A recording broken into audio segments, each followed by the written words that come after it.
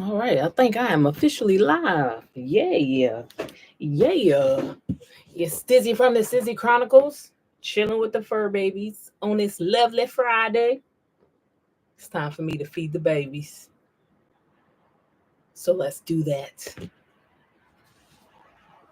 So I know I haven't been posting in a while. I'm sorry, I'm busy trying to get used to the new life, new location. I got some things that have been happening that's kind of, taking me off my rhythm, if you will. But we getting back to it. I just finished a training today so I can start being a direct care worker, aka caregiver for my grandma. And then, depending on how this experience goes, I think this may be an option for me in order to have some income coming in while still on the road. So I'm kind of excited about that. I did my CPR training. What was that, Tuesday? Yeah, did CPR. No, what day did I go see Janet? What day did I see Janet? Let's see. Let me look at my dates because I'm already messed up. So today is Friday. So Wednesday. Wednesday, I saw Janet. Janet was in Philly. I had to see my girl, one of my favorite performers in the world, favorite singer in the world. Janet is everything. And she still is everything when it comes to performance. So if you haven't seen Janet, you got to check out the show. So I did CPR training on Wednesday. After that was in the morning. Then I got to go see my girl Janet. Kicked it in down in that area for the night instead of coming back home. I don't like dealing with traffic. So I didn't want to have to deal with the traffic. So I just got a hotel down there. And it was actually a pretty good experience. Had a great time. Today, Friday, I also had training. Was training for what was today's lesson? Let's see. Today, what did I do? This is all part of the orientation and training process in order to become a direct care worker. I don't know if it's different for other agencies, but the agency I'm with, these are the trainings that are required before I can even start. Checking my email right now. What was today's class called? Worker safety orientation. Was that today? Hold on. Let me check my dates.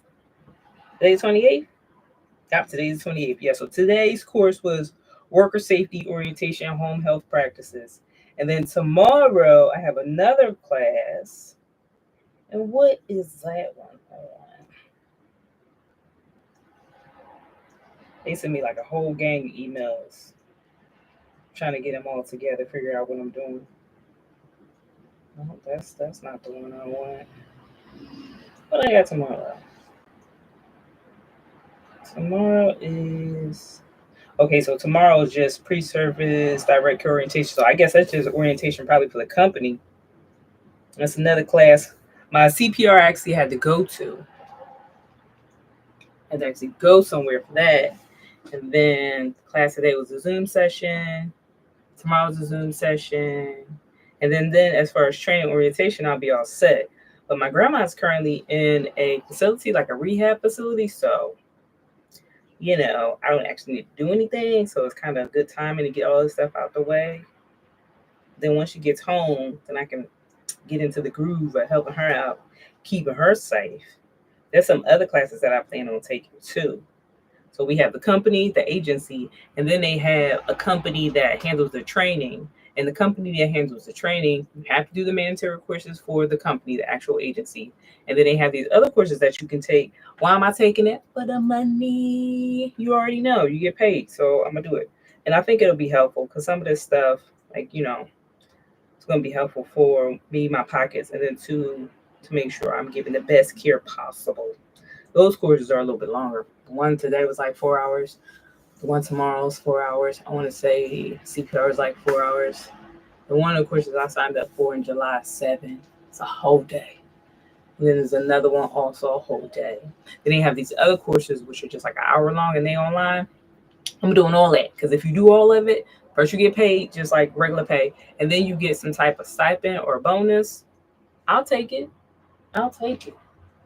But let me go ahead and feed the fur baby so you can see that process. I got to get the greedy one done because he be acting up as soon as I open that can.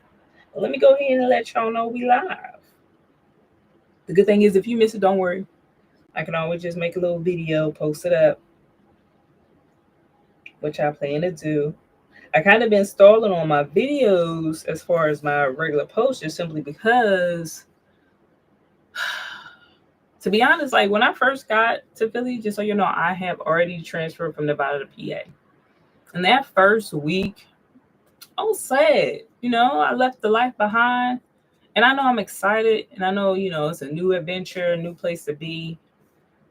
But I had to essentially mourn. You know, I kind of was mourning, if you will, my old life. Granted, I can return to it, but it'll never be the same. So that first week, I was kind of in I was in a little funk. Then the next week, started to feel more like myself, started to get into the moment, or more or less start enjoying the moment. But I'm still kind of like not quite myself yet. Like not exactly myself yet, but we getting there. We getting there. Let me make sure, because you know I'm new to this going live thing. It's an experiment today. We're gonna see how this actually works.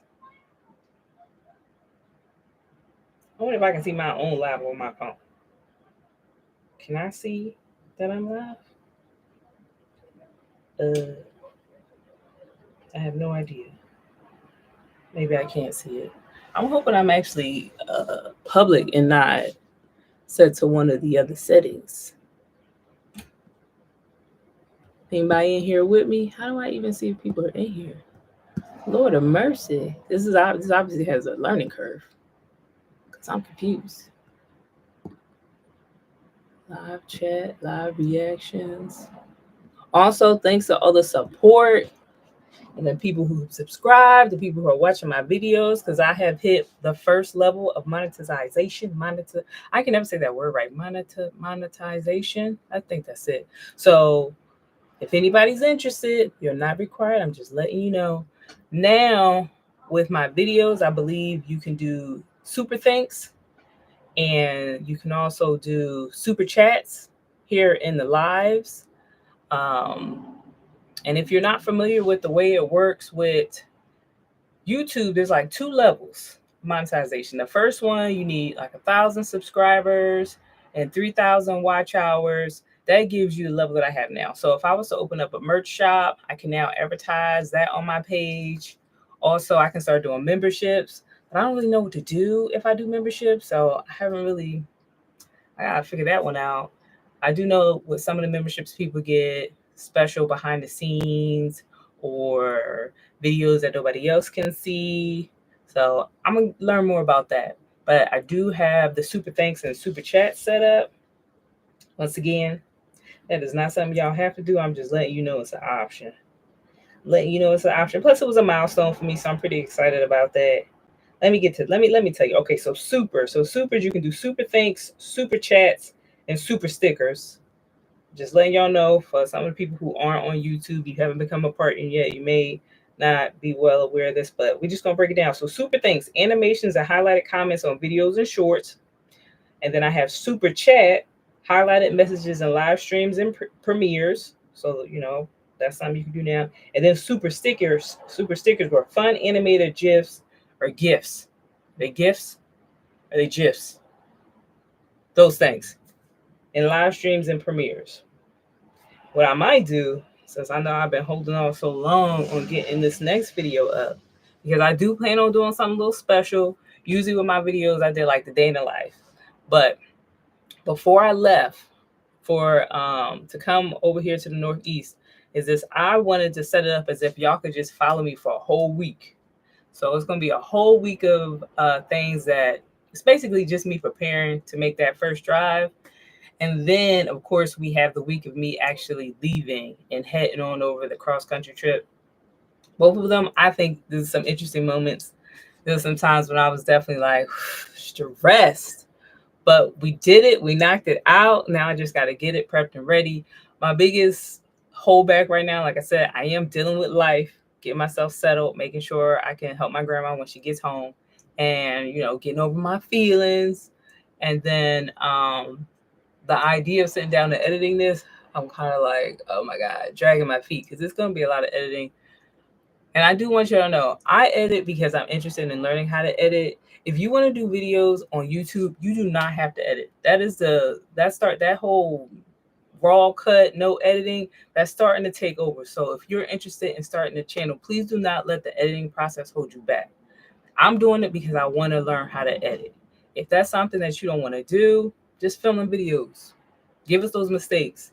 Give us the time when you stutter, and like, just keep it real. And there's a whole community of people who are looking for those videos. So do not let that hold you back. So please, for those of you who said that you were interested in starting a channel, I want to see them videos. Give me them raw edits, some raw cuts.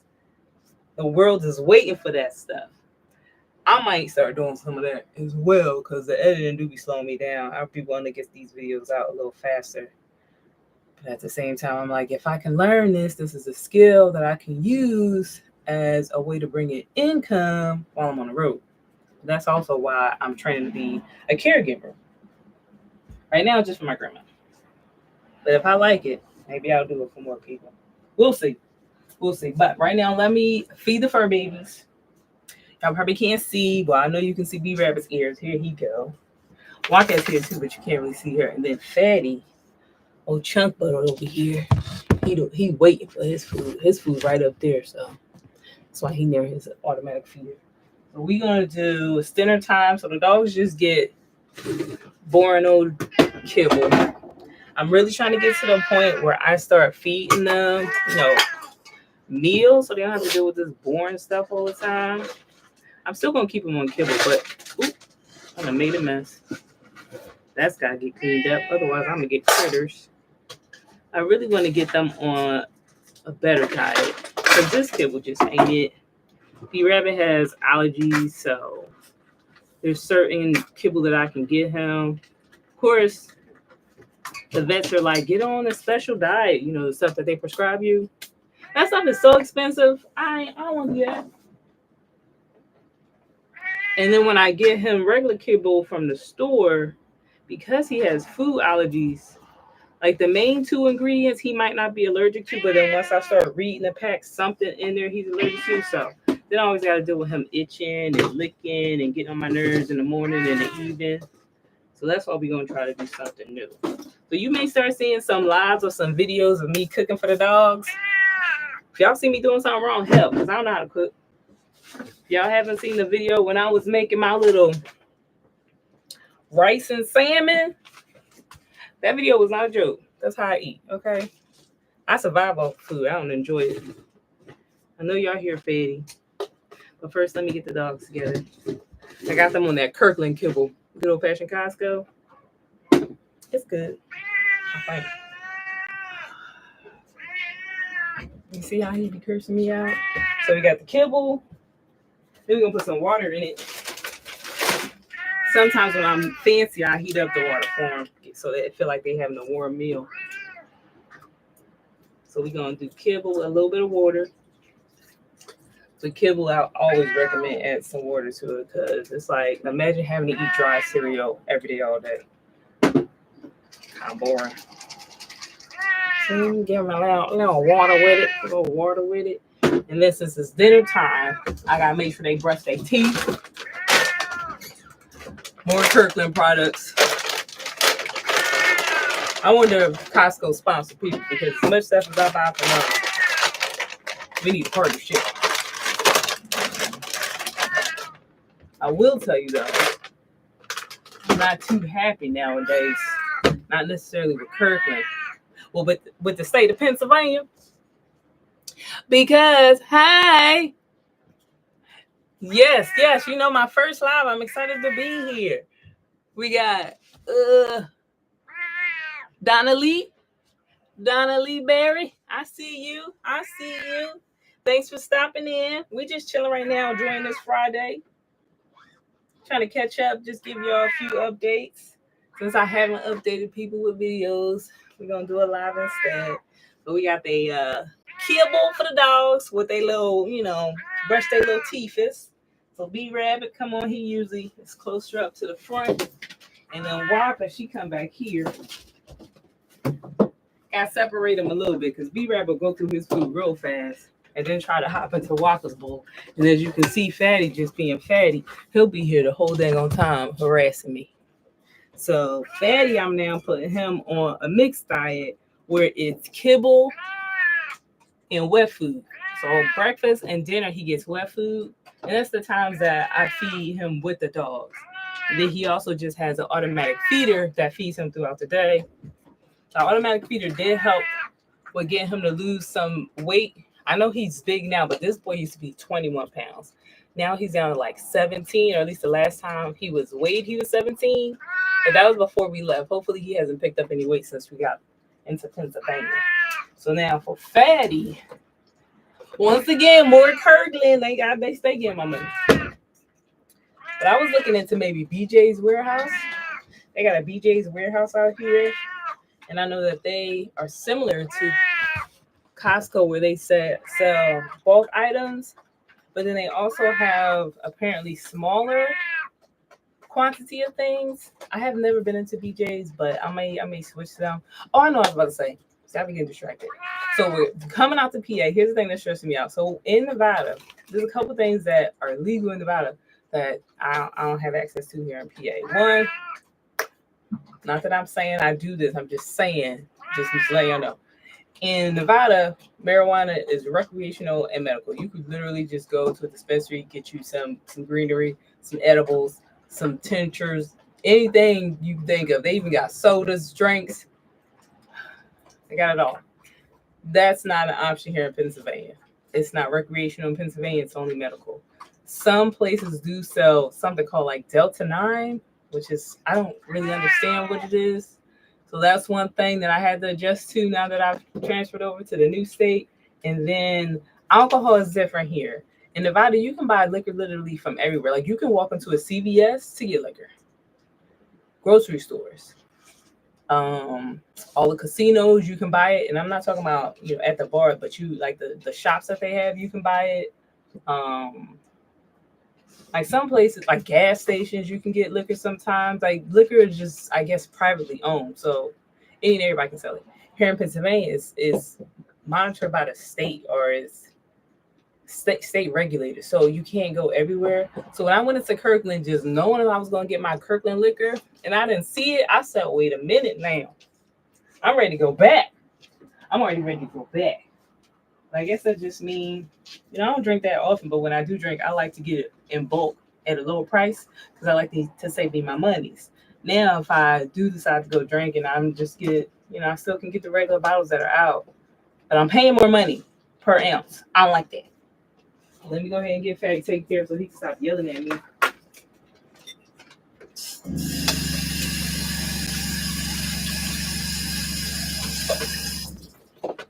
If you heard that vibrating, it's because I'm still using my pump. I have some things that I want to repair and then I won't have to use the pump anymore. Excuse you. I'm gonna show y'all how crazy he be. Like he will not just back up a little bit. This is the process dealing with this food. Just relax. You're gonna get fed, I promise. Just give me a minute. Let me open it and you can get your food. Okay. See. This is every morning, every night. Me and him do the same routine. If you would just wait. I also like to add a little more water. I'm adding water, but really I'm just rinsing out the can. Start the rinsing process so I can recycle this. Put a little water in there. Get some of that extra food. But then this also makes sure he gets more water inside. That's one reason why I am now mixing his food so he has wet food and his kibble because I want to make sure they get enough water. Here, Greed. Here we go. Greed, but all right. So that takes care of them. Rabbit already finished his food. Walker still brushing her teeth. And then I'll put that in recycle later. And then we need water in your bowl. You can have the rest of that. I'm gonna take some too. I'm a little thirsty. Let me bring that. Yeah, Fatty a mess. Fetty is indeed a mess. Oh, we got Crystal Newman. I see you. Thanks for stopping by. And then with Fetty, that's not even the half of it. So now y'all see why I gave him his little nickname. His real name, White Boy. That's the name that Janet Jackson cat had in Poetic Justice. That's why he's named that. I know he's not a white cat. I did not care. He could have been black, and he still would have been named Fetty. But, so, you know, I go by Stiz, right? And then this little symbol here, I feel like all my millennials know this symbol. Oh, it's on here too. This thing right here. So I claim this, even though it's not mine. This is not officially my symbol, but it's mine, right? So I got a goodie bag from the company that makes this. So, or the company that now has legal right to this symbol. I remember looking this up a while ago because, you know, I was like, I want this to be part of like my logo. Come to find out, there's a gentleman who actually wound up getting the legal rights to the symbol. Now, he's like a cool dude because he's not trying to sue people if you use it. Like, you definitely can still draw it. You can definitely use it in your artwork. He's trying to create a community for people who just love this symbol. So I reached out to him and was like, well, how do I get permission if I want to use this symbol in my logo? And then in return, we didn't even touch on that. It's just like we talked about it a little bit, but barely. But then him and I actually just started talking on Instagram, and like we have conversations. So at some point when I was talking about RV life and changing over, he reached out to me and was like, hey, you know, I used to do not necessarily RV life, but I was a nomad for a while in my 20s where I was backpacking, and, you know, I did it until I ran out of money. So I was like, I know that life. That's likely to be me. But what he did was he sent me a little gift pack. So I have this chain here. Wait, see, I got stuff. The RV is a mess again because, you know, going cross country while I was traveling, a lot of the stuff had to go into the RV because I still haven't downsized everything and I haven't gotten rid of a lot of stuff. So I'm about to hurt myself, but we got this chain right here. This one is going to be my, like, I'm wear all the time chain. So he sent me this. I got this cool little bag, of course. And then inside the bag, there's another chain. This chain, I want to say these chains probably come in silver and gold, but I'm a silver girl, so I'm happy he sent it in silver. And then this one is like a chain link. Or no, is that what it's called? Like chain link? I think that's what they call these chains. With the S symbol all around it. Right now, one of my S's is all funky dunky. Hold on now. Come on now. It's all funky dunky. There we go. So we got this chain, and I've actually made a video with this chain on. When I was big on, when, you know, like 2020, I was doing a lot of TikToks. So I did a TikTok with one of these on, and I'm trying to think if I put the same video on YouTube. I may not have, because my YouTube is mainly kind of focused on just following your passions, following your dreams, and the RV life. Whereas my TikTok was just all over the place. It was just a little bit of everything. So I did a video with this. And then it's a video where I'm actually wearing a bodysuit, but it looks like a man's chest. I got a fake man's chest show. Yes, I do. Cause I'm like, I will do some cosplay. I want to have some characters. I got wigs. Now give me something so I look like a dude. So I wore this on that one. This is the first time. Not necessarily the first time I wore this, because I did wear this for Janet when I went to see Janet on Wednesday. I wish I had pictures, but I don't, because once I got into that stadium and the music started, my phone, I didn't even know where it was. Okay, I don't have not one video, no pictures. I was just in the moment. But I went with a few friends. They have videos, so I'm gonna just steal videos from them. The thing is, some of the videos have already been sent to me, but they're not the best quality, so I need to like get to their phone, download it onto my computer, because one of my friends is an Android user, and you know how Apple be hating where they make Android videos look bad, even though you know Android cameras are fire, but if it's sent to you in the message, it'll be crap if you have an iPhone. So that's how some of the videos look. But I'm gonna just be like, hey, let me bring my laptop over your house and get these videos. That way people know I actually saw Janet, but you wouldn't know. See, everybody used to do this. This little symbol was popular. Even the little kids today, I want to say, still doing this. Oh, he has a little note in here. So excited to be working with you, Stizzy. And then you probably can't see it, but You know, he used the symbol with my name. There's this gold pen. I also got that in my little pack. I don't really know what to put this on.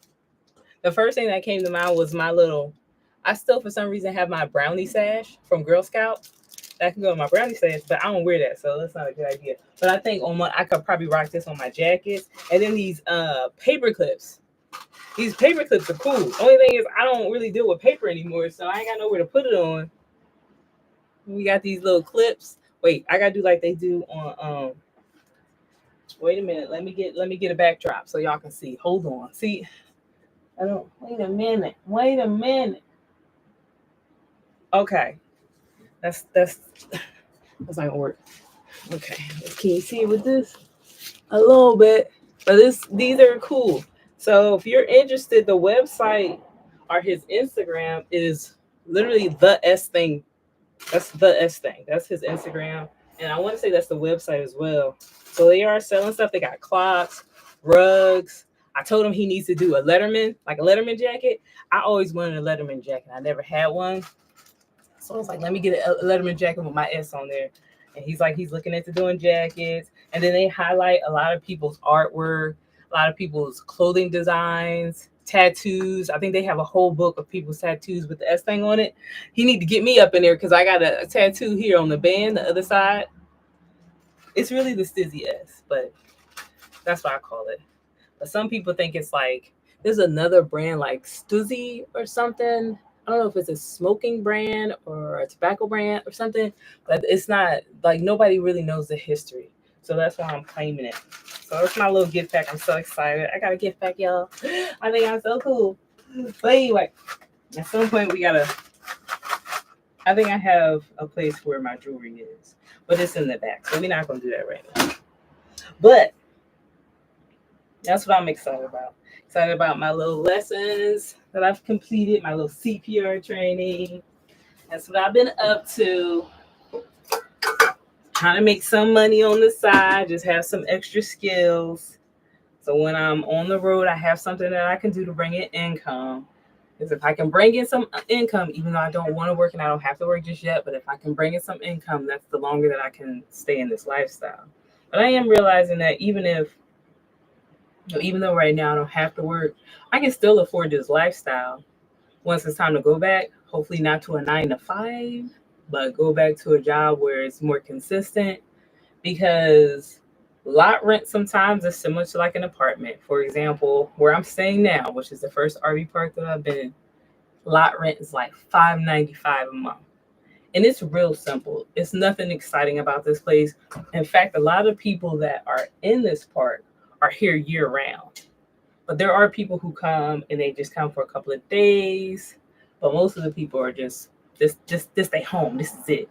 And it's an RV park that's also connected to a 55 plus community. So that's kind of how I stumbled on it. Me and my mom were talking about her purchasing a house. And since I had been in a manufactured house before, I wanted her to know, like, don't, a lot of people don't think about manufactured homes when they're thinking about buying a house, but that's a great way to have a home and to have a lot of space and have to, it's cheaper. I mean, it's not, it's instead of buying a house that's like, for example, let me give you some examples. So the house that I had was 3 bedroom, 2 baths. I want to say 1,600 square feet. And when I purchased it at the time, it was $120K.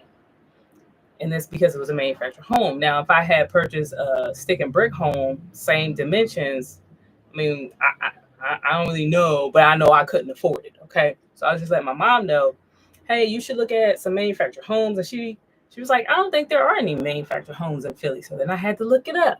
And I was like, actually, Mom, there's a 55 plus community that does have manufactured homes. So I'm just telling her about that, sending her the links, and be like, so if you were interested in a house, but you were worried about how much you would have to pay, this is a way for you to get that space, save some money, and have a house. And then keep in mind, a lot of times when you buy a house, people buy it thinking like this is going to be my forever home. But generally, I don't want to say most of the time, you buy a house and then let's say 5 to 7 years, you upgrade. So the first house doesn't have to be perfect. It doesn't have to be the best of the best.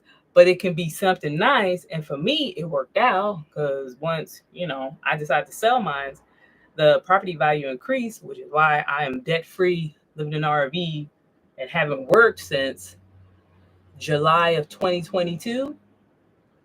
That's because of a manufactured home. So depending on how you play your cards, you get yourself in a better situation. It's a great stepping stone. I just want to encourage more people to do it. Some people turn their noses up to it. And I'm like, you missing out. I had a great time in that house. That house was fire. It wasn't like luxurious or anything, but it was good enough for me. And obviously I can live off of simple things. So that might be why I enjoyed it. But I know others, they can do the same. So the community here are all manufactured homes for 55 plus community, or 55, anybody who's 55 plus. But they have a separate RV park, which is where I am, and it's for anybody. There's no age restrictions. I mean, obviously, you got to be 18 and over, maybe 21 and over in order to make a reservation, but there's no age restrictions. So the park itself is fairly simple. They do have like a bathroom with a shower. They also have laundry facilities. I haven't been to the laundry facilities yet because I just go to my mama's house. But I do have some stuff that I want to wash that I don't want to put in my mama's dryer because, like for the RV, I have these tire covers that boy, Mr. B Rabbit, done peed all over. That I'm trying to be nice and not washing in my mama's laundry. So I'll do their laundry here.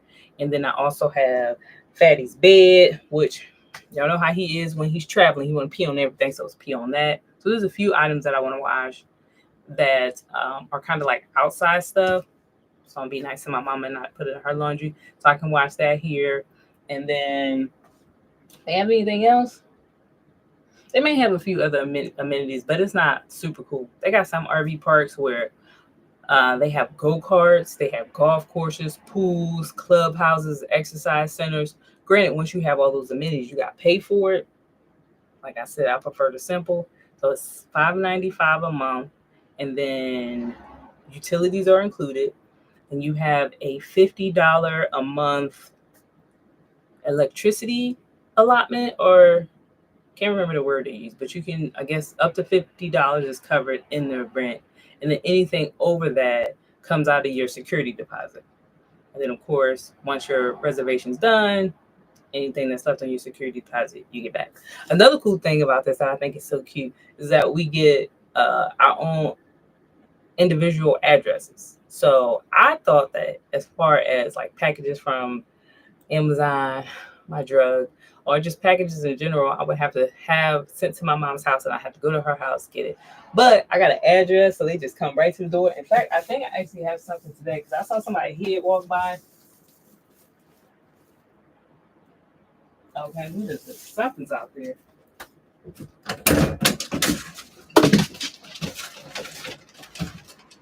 Okay, yeah. So Amazon package. It looked like it must have went to somebody else's RV because they already opened it, but then they dropped it off. I noticed that head did not look like the mail person because I had saw the mail person earlier. That explains it. They didn't open my stuff, but that's okay. Things like that happen. I still got my little package. This is going to be for when I am filling up the freshwater tank.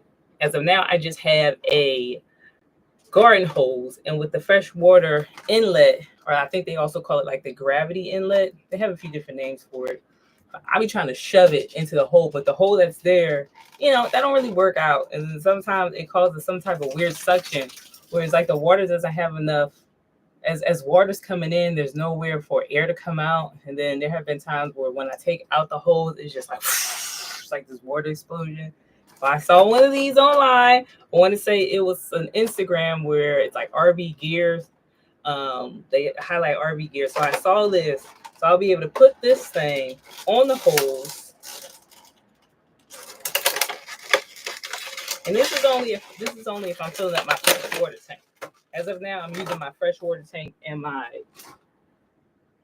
water pump for all the water. So whenever you hear me using water and you hear that vibration, that's because I'm using my pump. So I'll be able to put this on the hose, this side, and then this clear part goes into the actual inlet. And now it'll let air come out so I don't have that explosion all the time.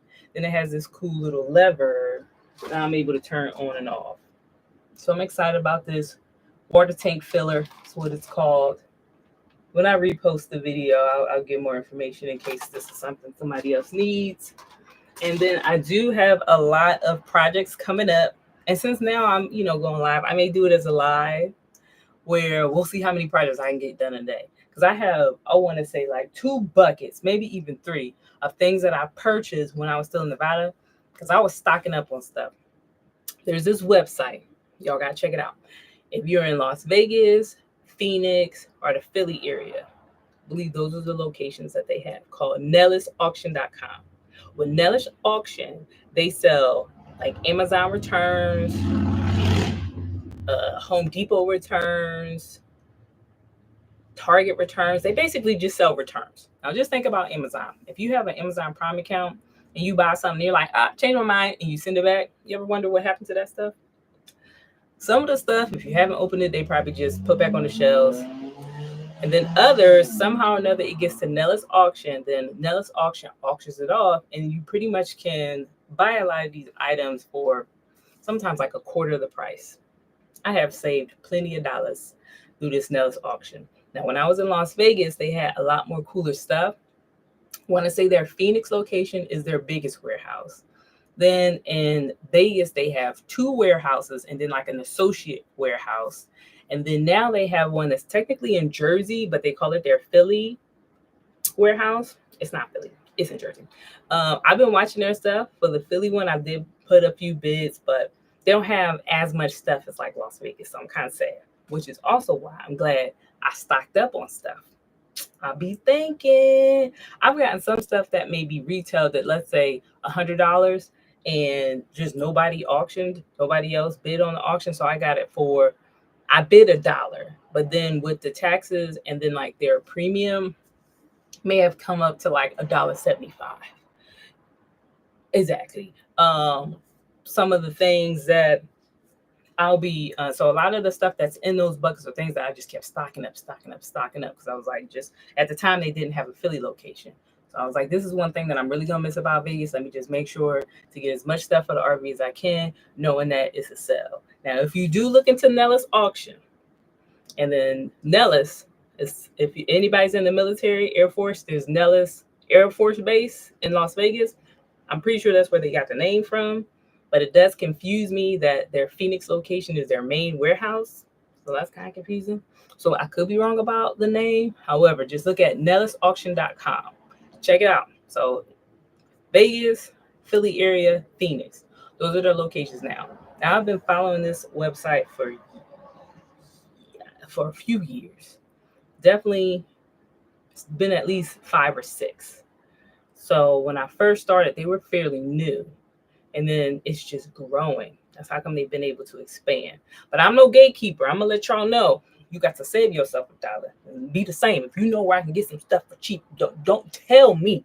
Don't hold out, okay? But Nellis is, one of my favorite addictions on top of Amazon. And since they do a lot of Amazon stuff, and you'll know it's Amazon stuff because some of the things I'm looking right now for something. All right, for example, this is something that I got from Nellis Auction. Now, the problem is it says it's a 4K camera, but it's not. It's like a 2.7K, something like that. I did use this camera a few times on some of the videos when I went to when I went to get my tires. No, my brakes. When I got my brakes done, if you notice some of the video where it's like the sound's not too good, that was because I was using the camera that I got. But it comes with a mic. And I just never hooked the mic up. The audio was bad. I don't like it. So I use this sometimes mainly as like backup footage, B-roll, if you will. So mainly I just use my phone. However, that's one of the items that I got from them.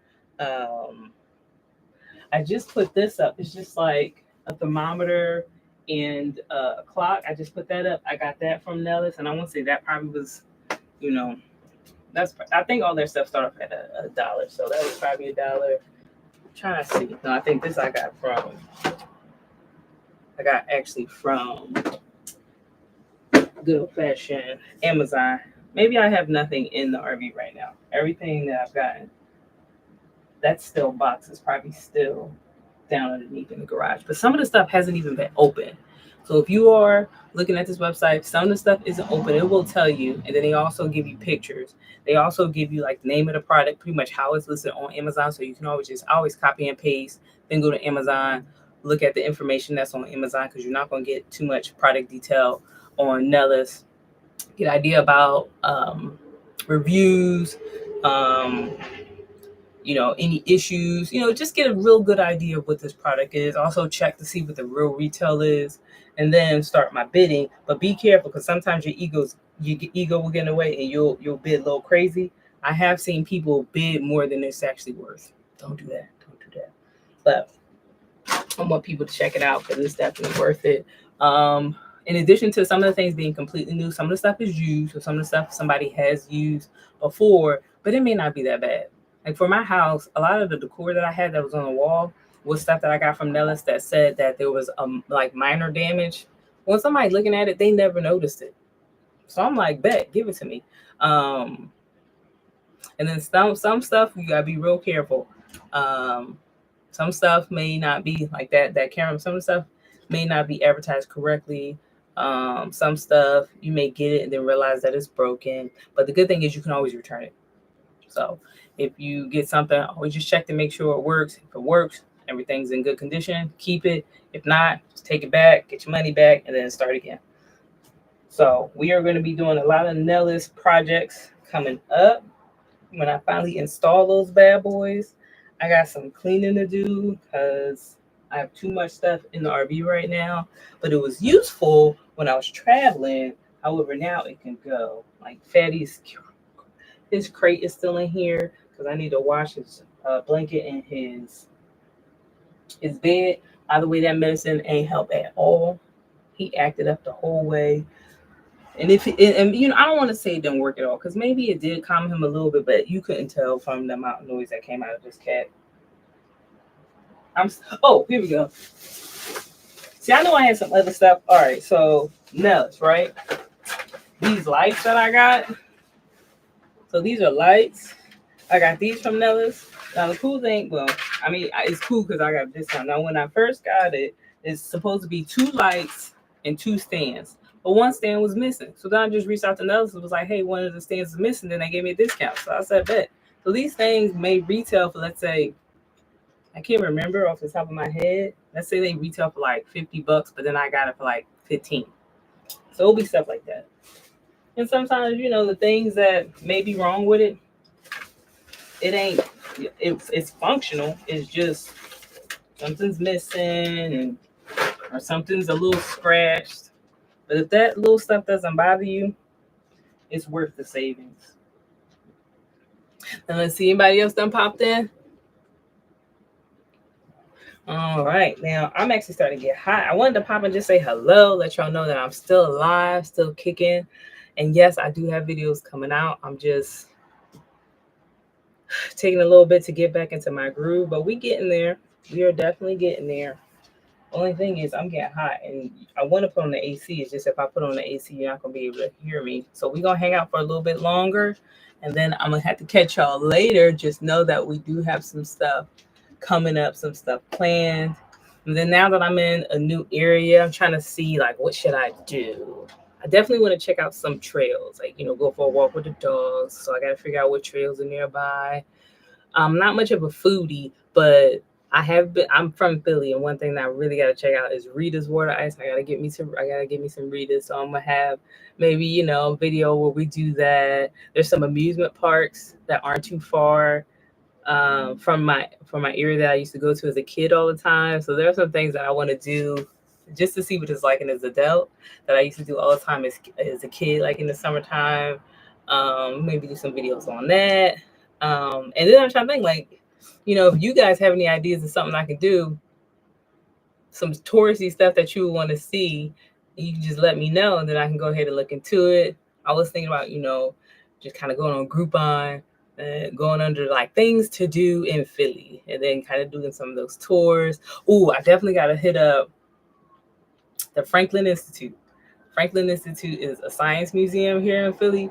I feel like as a kid, I used to love it, but I love it more as an adult. And it's just one of those things where I just be excited to touch stuff. And just like, give me all this stuff. Let me just touch all this stuff. I barely read what's written on the plaque. I'm just if I can put my hands on it, I'm touching it. So I definitely want to do a video where I go to Franklin Institute. I kind of want to relive my childhood and then bring y'all with me in the process.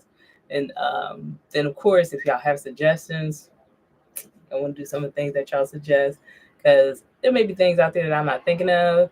And then, for example, I remember when I first posted that I was back in the States, somebody was like, you got to check out such and such place on South Street for cheesesteaks. Because I'm from Philly, most of the time when I go to a cheesesteak place, it's like some hole in the wall location. I never think about the places that tourists go to, especially because they always have long lines. But if there's places that people have heard of that they want to see, I definitely go check it out for y'all. So y'all give me some suggestions if you have any. I did reach out to the mail services, the mail forwarding service. They have my new address and I have some mail coming up. So once I get that in, then I can do like a follow-up video on like the full experience of the mail forwarding service. And I'm also going to include some stuff in that video that I didn't really talk about in the vlog version of it all, just in case somebody's interested in doing that. For those of you who may be considering this life and trying to figure out how to set up residency, trying to figure out where you can save money depending on where you set up residency, and then also just to get an idea of how you can get your mail. So that's a video I have planned, but I gotta wait until my stuff shows up so I can let y'all know, like, okay, I finally got a package from my mail forwarding service. This how they packed it up. This what I got. So we'll get all that once that arrives. Actually, you know what? I mean, I guess I should check the mail before I say it hasn't gotten here yet. I got a little mailbox just outside the RV, so give me a second. Let me see if anything's in there.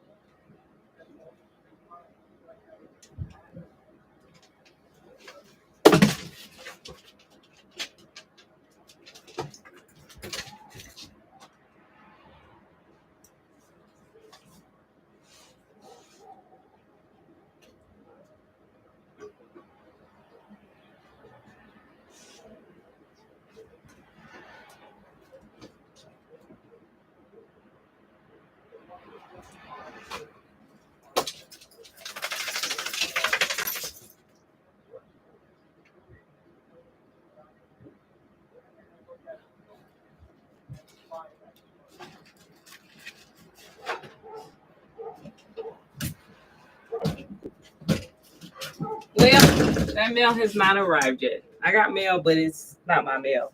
It is actually for the lady who was here before me. So when I arrived at this RV park, one of the ladies had just transferred from one spot to the next spot, and her mail's still coming here. She got a little bit longer before it started getting on my nerves. Okay, you need to put in, change your address or update your information, lady. I feel like walking over there every day. But nothing for me. So we still got a few more days. Once I check let me see. I keep forgetting that I'm working off my laptop right now, so I can look at my phone to see how long I can expect to get that mail forwarded to me. Tuesday. So Tuesday, I reached out to them with the address here to let them know any mail that I got in my private mailbox to send it on over. And then the following day, responded like, we'll send it tomorrow. So it probably just sent it out. So I have a few more days.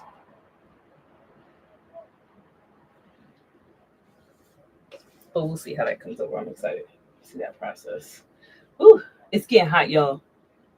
Without this AC, it's not as bad as Vegas though. It's just humid. Now that I'm on the Northeast, that humidity is kicking in.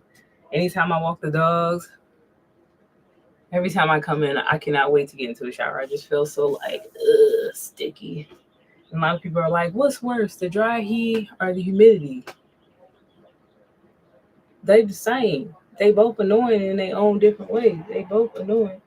I do kind of miss the dry heat just simply because with the dry heat, at least after being outside, I can come inside to some AC and don't feel like sticky. But more importantly, I miss the dry heat because I didn't have to deal with fleas and ticks. Now I have to deal with ticks, and I've already had to take off 5 ticks. Waka had one when we were in Tennessee, then B Rabbit, then she got a second one once we got here, the PA. B has had some as well. He's had the other 3, and all of those have been in PA. So I haven't had to do that in a while now that they're on their meds. But one thing while I'm talking about this that I want to point out, when I was in Tennessee after that first tick, I had went and got them a collars. All 3 of them got collars. B Rabbit and Fatty, they were fine with collars. Waka had a bad reaction. So if anybody is having to get flea and tick medications, be very careful with these collars. When Waka started to have a reaction, I don't really know what it was because I looked up ticks and the type of things that they can carry, and everything's like, well, it usually takes some time before you start seeing the symptoms. So the fact that she was having symptoms so soon really threw me. So I want to say the next day when the symptoms kept going, and I started going online, and it was like the middle of the night. I'm checking because she was just so restless. And then if she did fall asleep, she just kept twitching in her sleep. She was kicking like she was having body spasms. It was freaking me out. Then I started looking online, just out of something said, okay, this started once the collar, like around the time that I put the collar on. I looked up flea and tick collars and then found out that there's flea and tick collar poisoning.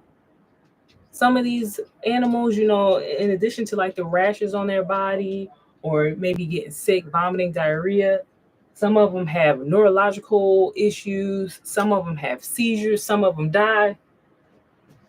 I almost killed my baby, y'all. I ripped that collar off her body so goddamn fast. And then I cut it off of Fatty and B Rabbit. Like nobody had a collar after that. I was like, just in case, because I could see her trying to groom one of them and then going into some type of shock. So I freaked out. All that stuff had to come on. Then I had to call poison control. Mind you, this is the middle of the night, and they were like, Dawn soap. You need to wash her, give her a bath or a shower in Dawn soap. Talking about, I'm in there just going crazy with the Dawn, like, not my baby, come back to me, Walker, come back. Gave her, I want to say like 2 or 3 washes with the Dawn, rinsed her off, and I just sat there like crazy lady staring at her, and within like 20, 30 minutes, all of the symptoms that she was having went away. Why ain't nobody tell me? And it's kind of my fault. I gotta take responsibility for this because when I went to the vet, they told me a certain medication to get her, which was a chewable, but it was like the price was a little shocking. So I said, hold on, let me see what else I can do. When I had cats as a kid, they used to have collars. I never experienced anything crazy. So I was going to just get her a collar, at least while we on the road. That was a bad choice. That was a bad decision right there. So now they're on the stuff that the vet actually told me to get, and we haven't had any problems.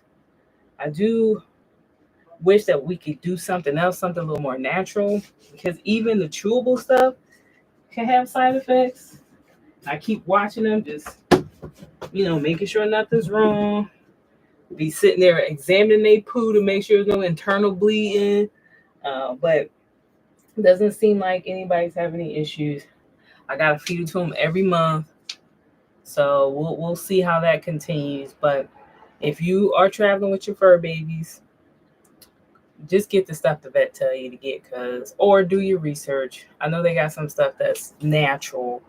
My landlady mentioned that vinegar, you can spray like water and vinegar on yourself and the fur babies, and that's one way to keep the ticks off. So I'll be looking into that. But right now they're just on chemicals. Hopefully it'll be okay. The dogs, it was a chewable, and then for Fatty, it was something that I had to put on his back of his neck. And I just have to be careful, watch out for him and Waka, because Waka likes to groom him. So I just got to be careful of that. The good thing is with the stuff, like after a few days, you can give him a bath and it still works. So he's going to get a bath just to be safe. Well, they were, I see Lydia, so they spoil, okay? 2020, that good old-fashioned quarantine, these kids cannot handle me having a real 9 to 5 at this point. I'm happy. While I was going to Walker get the crying, because she'll get the crying as soon as I leave her side. It's been so long since I had to go into the office to work that if I leave the house for long periods of time, luckily they don't go through the stages where they're tearing everything up. Walker did do that when she was younger, but now it's just she likely to pee somewhere, even if we went out for a walk, and there seems to be a little sadness, but that's one reason why I can't go back to regular life, because they're spoiled now. They're so used to me being in the house. Once quarantine started, I fell in love with working from home, being in the house all the time. So I barely even want to leave. I also be sad, just not as bad as they are. And even just walking out the door, they will act like I abandoned them. But that's all the fur babies. I feel like anybody got a fur baby dealing with the same stuff. I'm glad you were able to catch me on a live too. This is my first time going live. It took me a little bit to even figure it out. At first, I wasn't even sure if I was live or if I was just filming myself. So for like the first 2 minutes, I'm just looking at the camera looking back at me. I didn't know what the heck was going on. I'm just happy people were able to stop in, because I do think most people give you a heads up, like, hey, I'm gonna go live. But this was just like a last minute decision.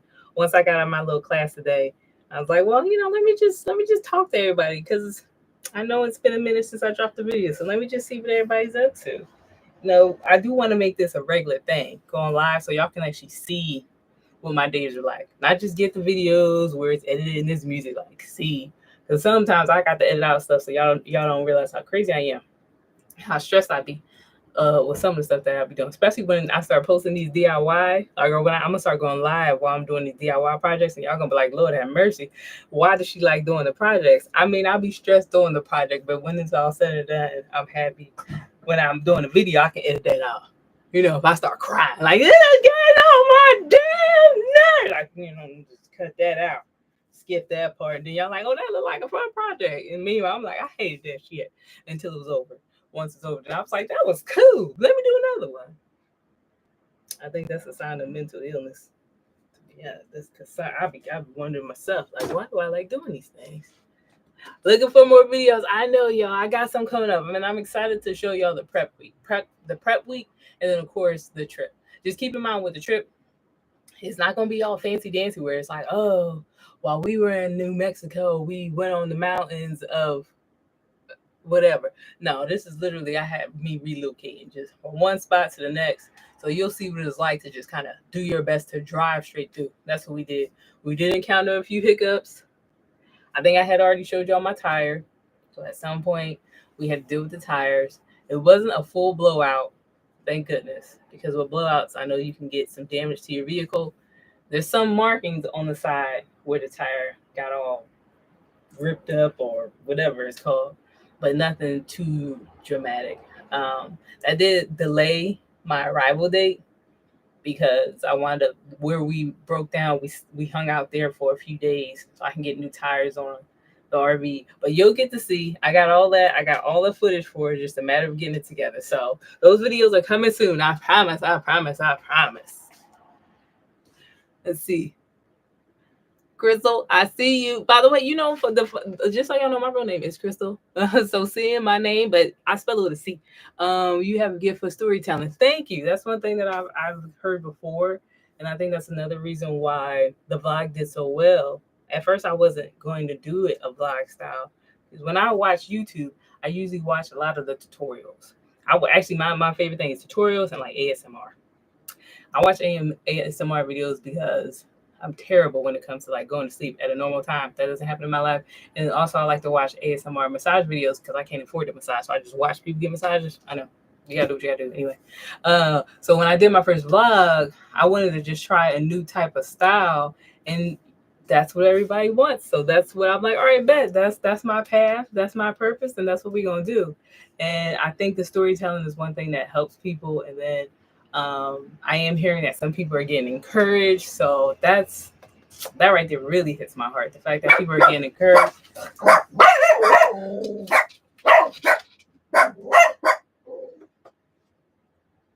Thank you. Thank you. This is one reason why I was scared to go to the RV park, because I just know they're gonna get me kicked out one day with their barking. But the good thing is, I'm not the only person with a dog. So the bad thing is, it's like there's me, there's a person, there's two, and then there's two RVs just right next to me, and all of us have reactive dogs. So sometimes one will go, and then there's just like a little domino effect. And actually, there's another one, Caddy Corner. All of them just be going crazy. And everybody in the area is really understanding. So I'm like, thank goodness, because I just knew after the first week they was gonna be like, you gotta go. I guess it's not as strict as it seems in writing, where it's like, oh, excessive dogs, you'll get kicked out. I don't know their definition of excessive, because it's probably different than mine.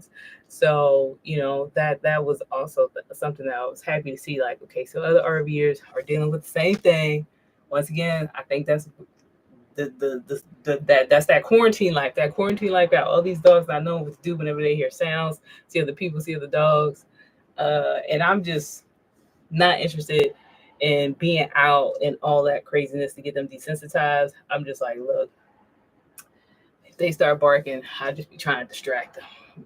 Like they start, if we walking, there's a dog coming up, and they start barking, I literally just turn around and start sprinting. So then my dog's like, what are we doing? We running. So then they get distracted and they forget to bark. So that's my action. That's what I do.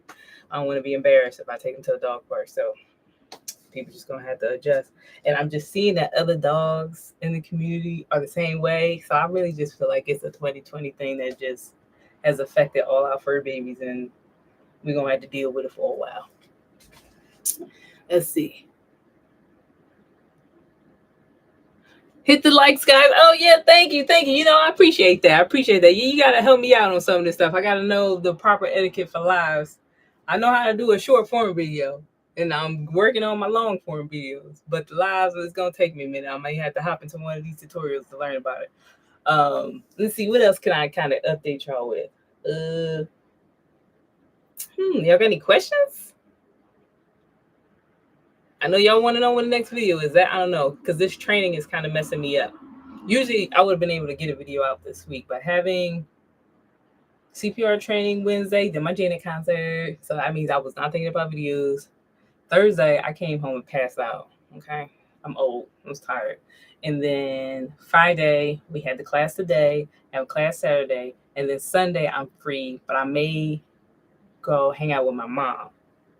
That's another thing now that I'm dealing with, is catching up with family. I haven't been home to Philly. I haven't lived in Philly since probably 2006. And usually if I do come home, it's probably like once every few years. My mom was lucky enough where a lot of times she would come to Vegas, and that's when I got to see my mom. As far as seeing my family, I haven't seen a lot of them in years. I mean, it's been a long, long time since I saw a lot of my family. So I got to do a lot of catching up. And then since I'm not in the city of Philly, a lot of times where I'm traveling to, it takes a bit. So I don't want to do it often, but I know I need to. I gotta catch up for lost time. So it's a lot of things that I'm juggling, and I'm just trying to get a groove, like a routine. That's what I need. I need a routine. I don't have a routine yet. Everything's just up in the air. That's why this live wasn't even planned, but I kind of work like that. So we're trying to do some improvements on our lifestyle. One of the things is trying to get a bit of better routine. Get things where y'all can, y'all know, like, oh, on such and such day, I'm going to have a video drop. Like, I would love to get to that point. I plan on getting to that point where it's more consistent, because the channel is growing, and I'm so happy that it's growing, and I'm getting a lot of great feedback. And as I was saying, I'm getting a lot of people saying they're inspired to do this. One of the reasons I even started this channel is because one of the people that I wanted to inspire the most was my mom, right? Now, she's not interested in RV life at all, but there have been a lot of times where there's certain things that she want to do, but for parents out there, a lot of times they push those dreams to the side for their children. So now I'm like, well, Mom, we're all older now. I want you to, when me and my brother, we're looking for you to accomplish those things that you wanted to do. So I just felt like this channel would be a great way to just show her, like, well, my baby's doing it, I can do it too. And it's interesting to see that my audience base, because my audience base, YouTube tells you like who is watching your videos. They break down the gender, they break down the age, and one of my biggest my people who watch is like my mom's age. You know, like I'm influencing the people who are my mom's age. So I was like, all right, bet this is good. This is exciting. So, you know, it may not inspire my mom to get an RV because she like, no, that ain't my life. I'm like, oh, I want you to get an RV. And she's like, no.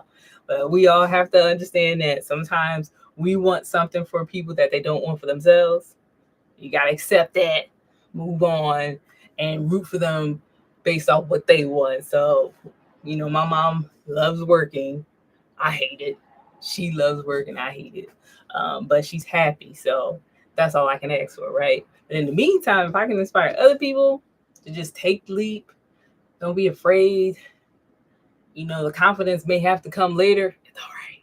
Like my first video, I didn't know what the heck I was doing. I didn't care. Like I cared. I was very scared to do it. But each video, I get a little more comfortable, a little more. I get more confident.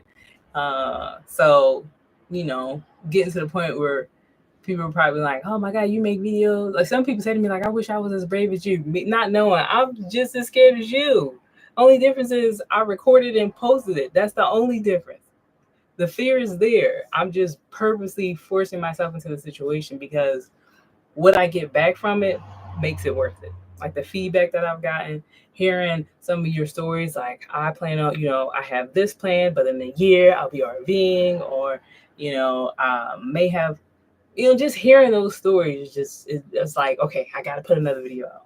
I got to put another video because the more I hear those stories, the more I want to post. I love it. Hey, chat. All right. So we got shorts. My shorts. I'm glad you like my shorts. My shorts are funny. I appreciate that. That's what I started with first. So in 2020, you know, when TikTok was taking over, I started posting on TikTok. So I got comfortable with the short form videos. Once I finally started posting on YouTube, it was new for me to have to tell a longer story. You know, that was new for me. But the storytelling is something, some of the storytelling comes naturally, but then there's other portions of the storytelling where it's like, this is somewhere where I want to grow because I love film. I don't know if anybody knows this, but I have been in a few movies. They're small movies, independent films, but I'm still very proud of them. And I would love to go back to that world of filmmaking. And I would love to be in a position one day where I can say I wrote a movie, I did a screenplay. And I think that this YouTube is one way for me to get confident, get some experience, and just get an idea of what works, give me some type of insight on how to take what's in my head and put it into a tangible product. Now, granted, going to like film school would be the preferred way, but I don't want to pay for film school. So let's find another way to do it. If it's possible. If it's possible, I think that this is a great way to at least get used to it. You know, with YouTube, a lot of people don't really understand. Like, you're the writer, you're the director, you're the talent, you're the light. So I'm learning a little bit here and there. And then if I'm watching a video and there's something that I don't like, then I go into YouTube and I may look up like how to. I've watched a few videos like making a movie on your iPhone, you know, stuff like that, or how to light a room, or how to light a scene, or how to set the mood with music. So I'm learning like that, and it's great. I think it's cool. I'm enjoying my experience, and I'm loving the fact that people enjoy watching the stuff that I create. So that's like, you know, rather my ego. Hey. So, you know, once again, I really just appreciate everybody who's showing me love. I appreciate everybody who just tells me their stories because I want this to be a mutual thing. You know, I love being the center of attention, obviously, but I also love knowing that somebody else then takes the leap and then being able to see what they create off of some of that inspiration. Like I'm like, hey, you know, and then just watching people get what they want to get. You know, with the comments that I read was like, in a year I'm going to be in the RV life, or I want to be in the RV by such a time. I am going to be waiting for that moment when they say, hey, I don't know if you remember me, but I told you about my dream. Guess what? I got an RV. Like, I cannot wait for those moments to happen when y'all start telling me, like, I told you about this. I wasn't too sure if it was going to happen, but I'm actually living that life now. I'm waiting for those moments. I cannot wait. Then we can start doing videos together. We can do meetups. We can have caravans. It can just be like a whole party. Okay. All right, so let me see. Let me hop up in here. So sure, it's so funny. Appreciate that. Hey, yes, Denise, you called my line. She said hello to the chat. We got Denise loves the realness. I don't know what else to do. I got to give y'all the realness because hey, it's the best way to connect as far as I'm concerned. We see Lydia says I want to travel via fully connected van or small RV. If you want to, that feeling is going to nag at you until you get it. Because that's what happened with me. It was just nagging at me for years. And now that I'm in it, I couldn't be happier. Now, granted, there are times I'm sad. Don't act like once you get this life, your sadness completely disappears. No, but it is such a better life than when I was working in corporate America, just working for the weekend. You know that life where all you do is wait for the weekend and then you wonder where your year went? Time has slowed down a little bit now that I'm living in the moment. Like, granted, some months do seem like they just flashed by. I was like, I blinked and it was over. But as a whole, like I get to live more in the moment, and it's totally worth it. Like my soul is healing from doing so much of the things that I didn't want to do, but I had to do it. Another good healing part was being able to bring my bills down so I can live more in the moment and not have to work so much. So that's always a good thing. And I can't wait for you to update us. Like, guess what? I'm actually in my small RV or I'm in my van. And then if this life is something that you want to share with the world when you start posting those videos, I'd love to see how you tell your story. Have you made a video on how you got your nickname? I have not made a YouTube on how I got my nickname, but I will tell you. So, as you know, my real name is Crystal. I'm an 83 baby. So that puts me in the, as like my teenage college years was around the time when Snoop came out and he had that weird little language. He was like shizzle, my nizzle, all that izzle stuff. So the name went from Crystal to Cristal, the drink. Then it went to Cristizzle. And then I just took away all the extras and then went to Stizzy. So Stizzle went to Stizzy. And then I just kept Stiz after that. That's just, I like the fact that it was gender neutral. I thought that was very unique. And it's just now what I go by as a whole. Not all the time. Like if I'm in a business setting, people will call me Crystal, but that's how I know how people know me. In fact, in college I used to mess with people because, and my friends knew me as Stiz. Well, my college friends knew me as Crystal. Then they started to adopt the fact that I was like, all right, call me Stiz. But some of my classmates have called me Justice, Mystique. Like I was picking all type of nicknames in college. You know how? Well, in my college, like every semester, they'd be like, what's your name? Do you have a nickname? Every semester I would change it. And it was a lot of times based off like movie characters and things like that. So when certain people would address me, I could figure out where in my life they met me. It's kind of similar to a story that Will Smith told once. He can tell what era he was in based off his signature. Some of my college classmates, if they reach out to me, they're like, Mystique. I'm like, what year was that? But Stiz came about as it just kind of evolved. It slowly evolved. And it was something that kind of was given to me as just like, yeah, just something in passing. And then I just adopted it. I took it on. I was like, yeah, I like this.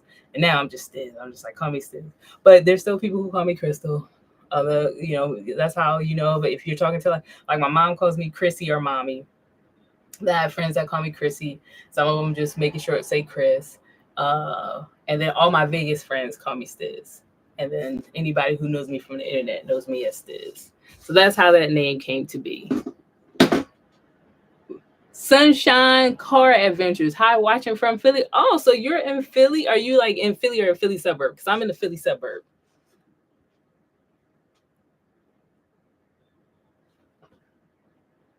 Sunshine's Car Adventures.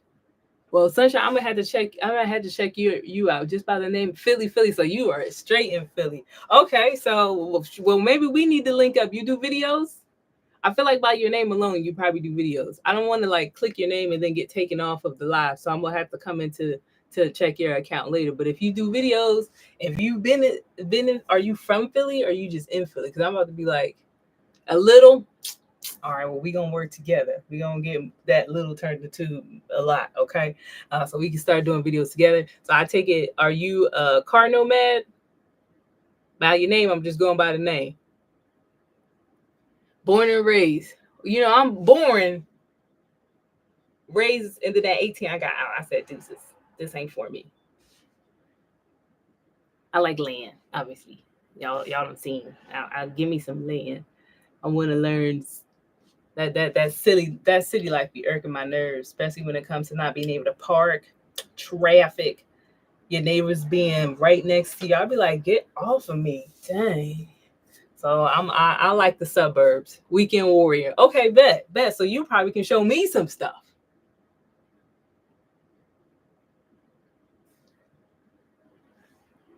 The city. I hope you're not hating the weekend warrior part. I know you. I'm staring at. I camp every summer. Okay, I got a mentor, y'all. I just got me a mentor, whether you know it or not. You gonna get to teach me some stuff because I'm still learning. Oh, the city parking, yeah. Speaking of city parking, so the first thing I had to do when I got out here was parallel park the RV. What? Parallel park a what? You know, the last time I had to parallel park, probably when I got my dang on license. Okay, which was when I was 21. So being from Philly, I didn't have a car, so I waited to the very last minute to actually get my license. So I've been driving for a while because I'm way past that age. But I wasn't one of those people who was like at 15, had my permit, 16 hour driving. No, I waited. But it's been a while since I had the parallel park.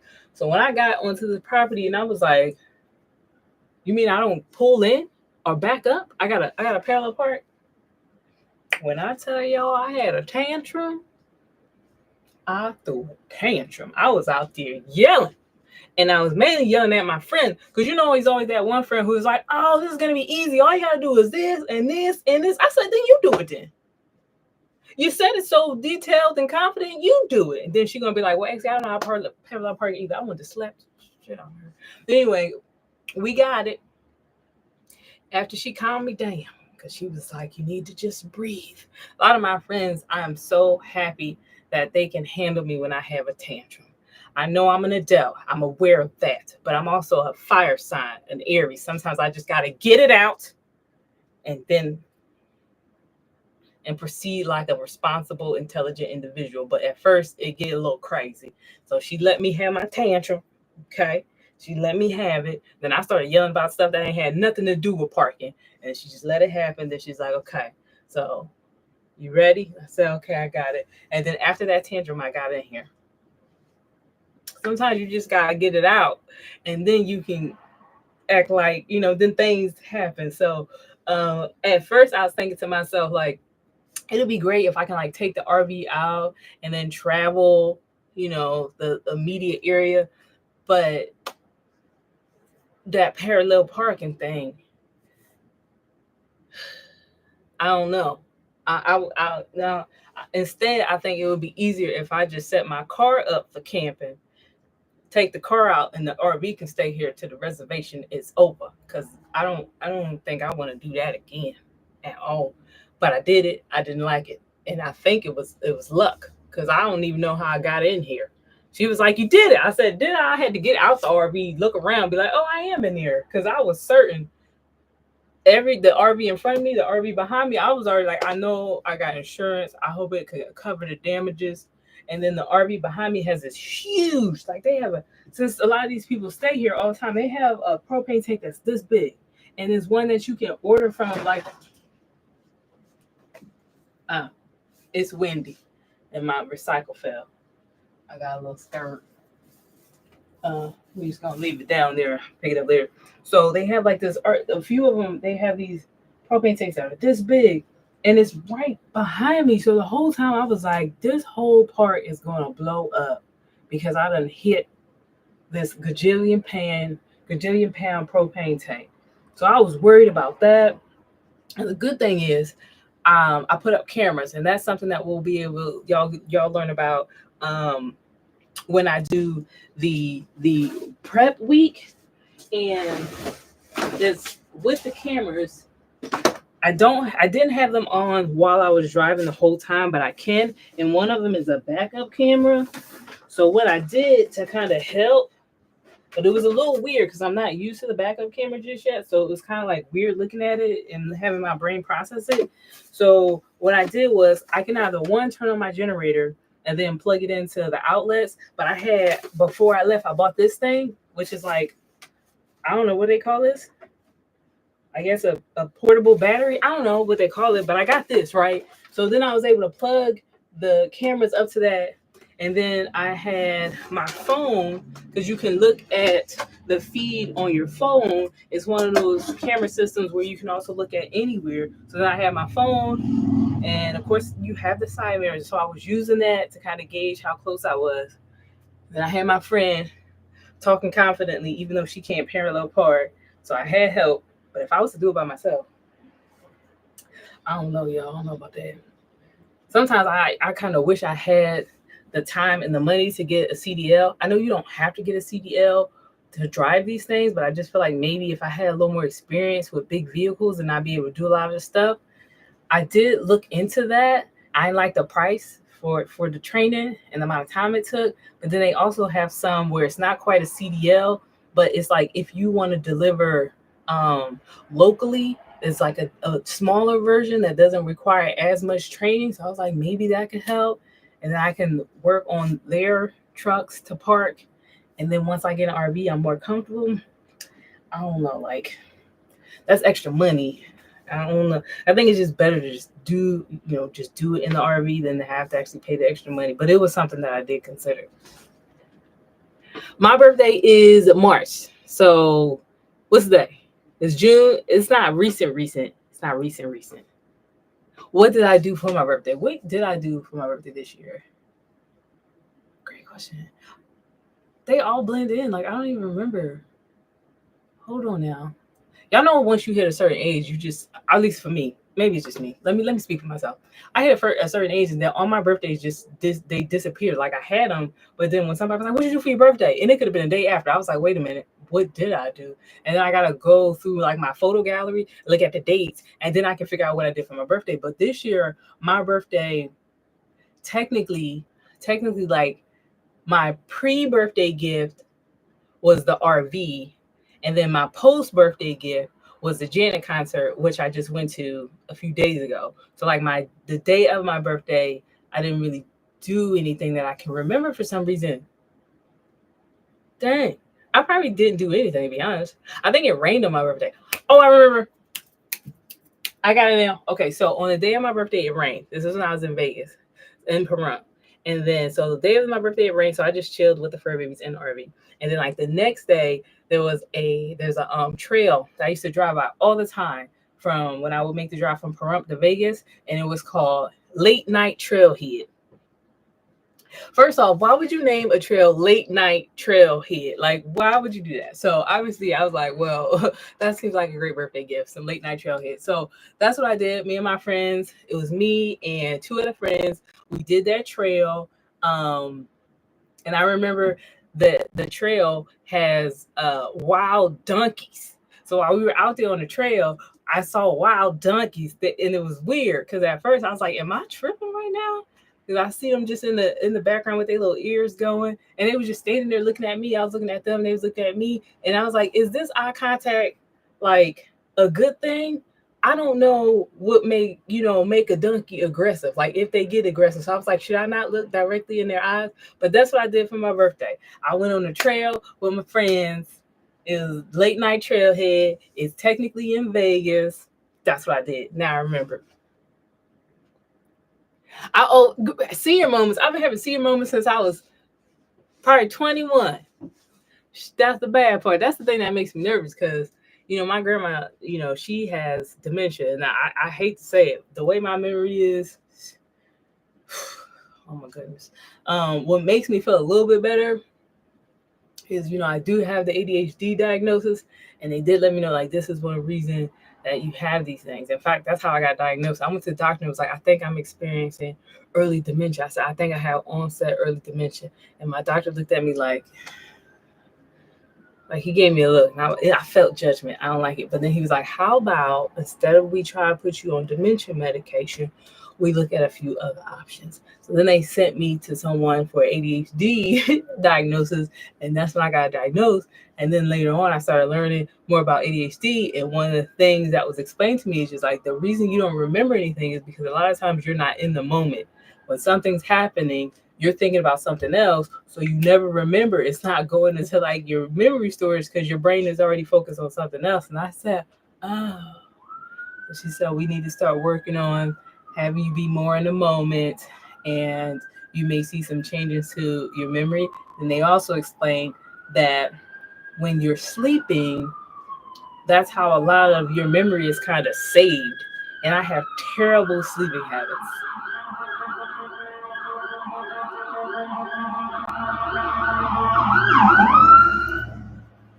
Hope they okay. So I have terrible sleeping habits. I am a late owl. That's one reason why I was attracted to Vegas. I'm like 24-hour city. Yes, that's where we need to go.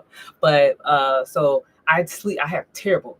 Like I'm a napper, kind of like lay down for 5 hours, go have my live life, and then take a nap and do another 4 or 5 hours. So I guess my brain doesn't always go into whatever cycle it is that helps you save your memory. So these are things I should probably be working on, because my memory do be terrible. So senior moments, they be having all the time. Let's see what else we got here. Oh, I got some March Aries in here. Crystal, we got too much in common. You can't be a March Aries and then have the same name as me. That is crazy. A year older than me. I live in Holland, and you can't drive a big vehicle without special license. And that's probably great for Holland. I don't know why they don't do it here. Funny story about Holland. I never went to Holland, just to get that clarified. But I did work for a cruise ship, Holland America. Technically, their main business is in, I believe, Seattle. But just name Holland America made me think of that. And that experience working on the cruise ship, you know what that was inspired by? Once again, MTV's Road Rules. They had one season where it was called Semester at Sea. That's the first time the idea of life on the cruise ship had occurred to me. And then right out of college, I worked on the cruise ship for about a year. It wasn't a year straight. It was like 3 months, took some time off, like 4 months, took some time off. And that was a pretty cool experience as well. I do a lot of things where it's like, I want to travel, but I can't afford to travel. So I find ways to work and travel. I'll be thinking. So that's the closest thing to Holland that I have. I would love to go to Holland, just overseas, to be overseas. Let's see what else we got. Wow, Holland, my favorite flower is a tulip. How do we get to the flower part? But that's still cool. Favorite flower is a tulip. I know you don't have to mention. I mean, I know that now, but at the time, I really did go to the doctor's paranoid. Like, you got to do something, Doc. Doc looked at me crazy. Let's see. If you also have senior moments, yeah. So a couple of things I just listed that will affect your memory: ADHD diagnosis, and then not being in the moment, and then terrible sleeping habits. If you always forget stuff, like that apparently that's when memory's locked down in certain sleeping times. Let's see. You sure you're in the suburbs? Me? Yes, I'm with the. What you talking about with the sirens? Yeah, I'm in the suburbs, but I'm in the suburbs with old people, so somebody might have fell. So, that's my. It wasn't like a police siren. It was the ambulance. Let's see. Sunshine remembers that show, Good Old Fashioned Road Rules. Oh, Holland's the land of the tulips. I did not know that.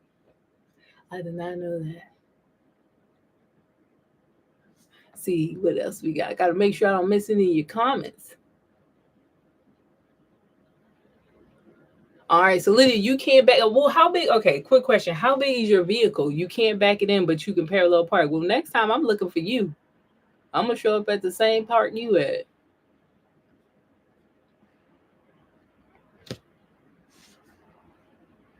I can't always back it in either.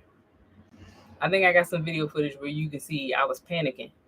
Yup, on the ride to PA when I was and what it was I was parking at a truck stop, and it was a trucker here. Both of them was in their trucks looking at me, and because they was looking at me, I got nervous, and my nerves got bad. I got anxious, and it was a terrible job. It was a terrible backup job. But the good thing is I wound up having to move anyway. So I think they was looking at me because I didn't realize I was in a spot that wasn't for me.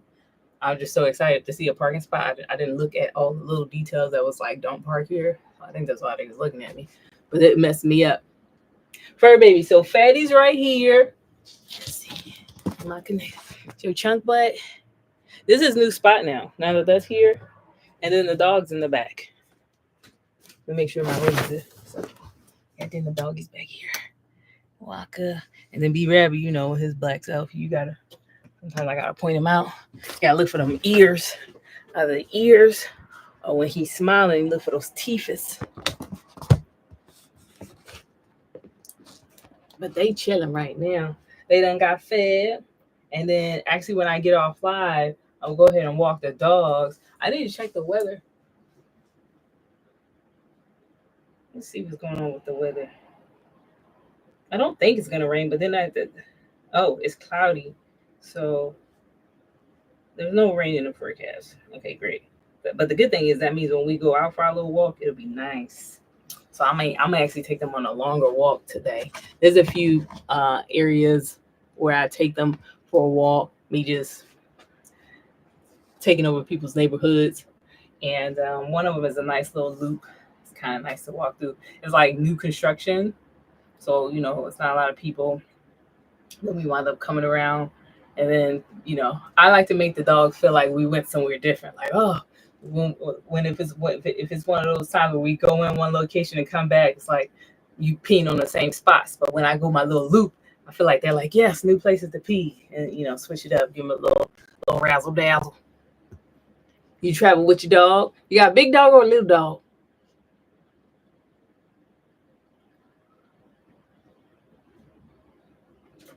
Let's see if you come around with that. How many people are traveling? Anybody in the group besides Sunshine that travels? Yes, I do. I do have a Cash App. Where's my Cash App? What is it?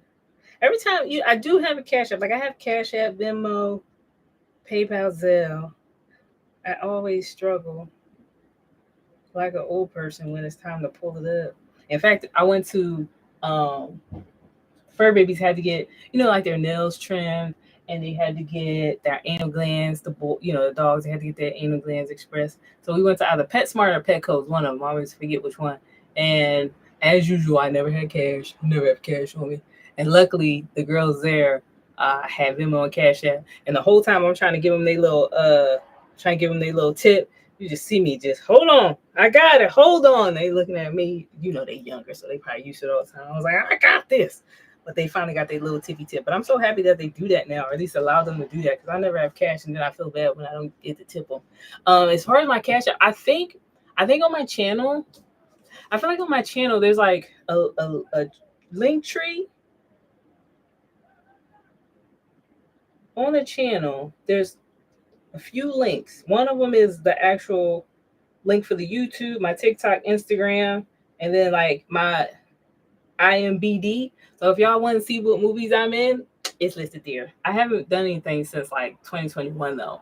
When I came out to Philly, I was trying to see if they had anything that I could get linked up to, but I think I'm gonna just focus on YouTube right now because I'm loving it. So we'll get back to that. But on my link tree, I believe my Cash App is there.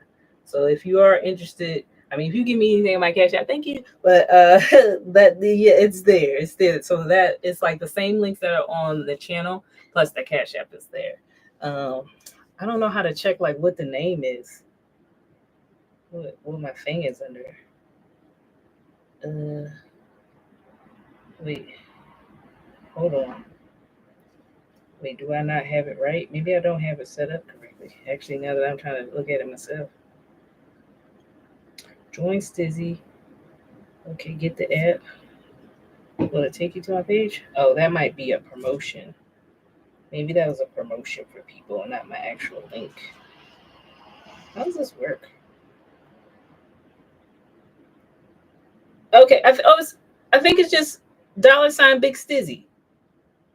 That's easy. I guess I made that hard for no reason. So I guess it's $ Big Stizzy. I think a lot of my stuff is Big Stizzy. But not everything. Not everything. Let's see what else we got. What else we got here? I travel with my dog, little dog Chihuahua. Oh yeah, little Chihuahua. That's like Waka. Well, Waka's not really Chihuahua. She's the mega mix. Both of them are. But Waka does have Chihuahua in her. Happy Friday and hello, Simply Pink and Green. Thank you for joining us. Let's see. What else we got? I want to, but it's so restricted here. But definitely my dream. And since I can't drive a vehicle that weighs more, oh snap! How much does this thing weigh? One of the things that I did when I was out on the road is I got no, that's propane. Hold on.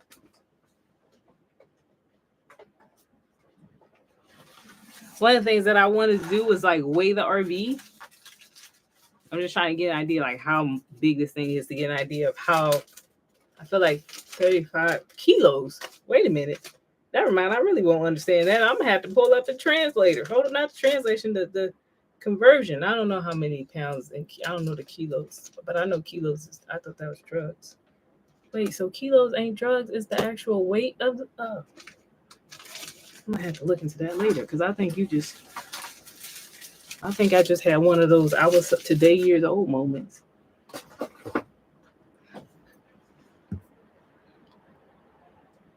Pink and green. So pink and green, simply pink and green. Is that AKA? Your AKA? Is that what that means? I think that's their colors. Oh yeah, that's exactly what you said. Oh snap. Is it scary driving the RV? There are moments where I was scared. I'm not gonna lie. So, for example, okay, when it's windy, I don't like it.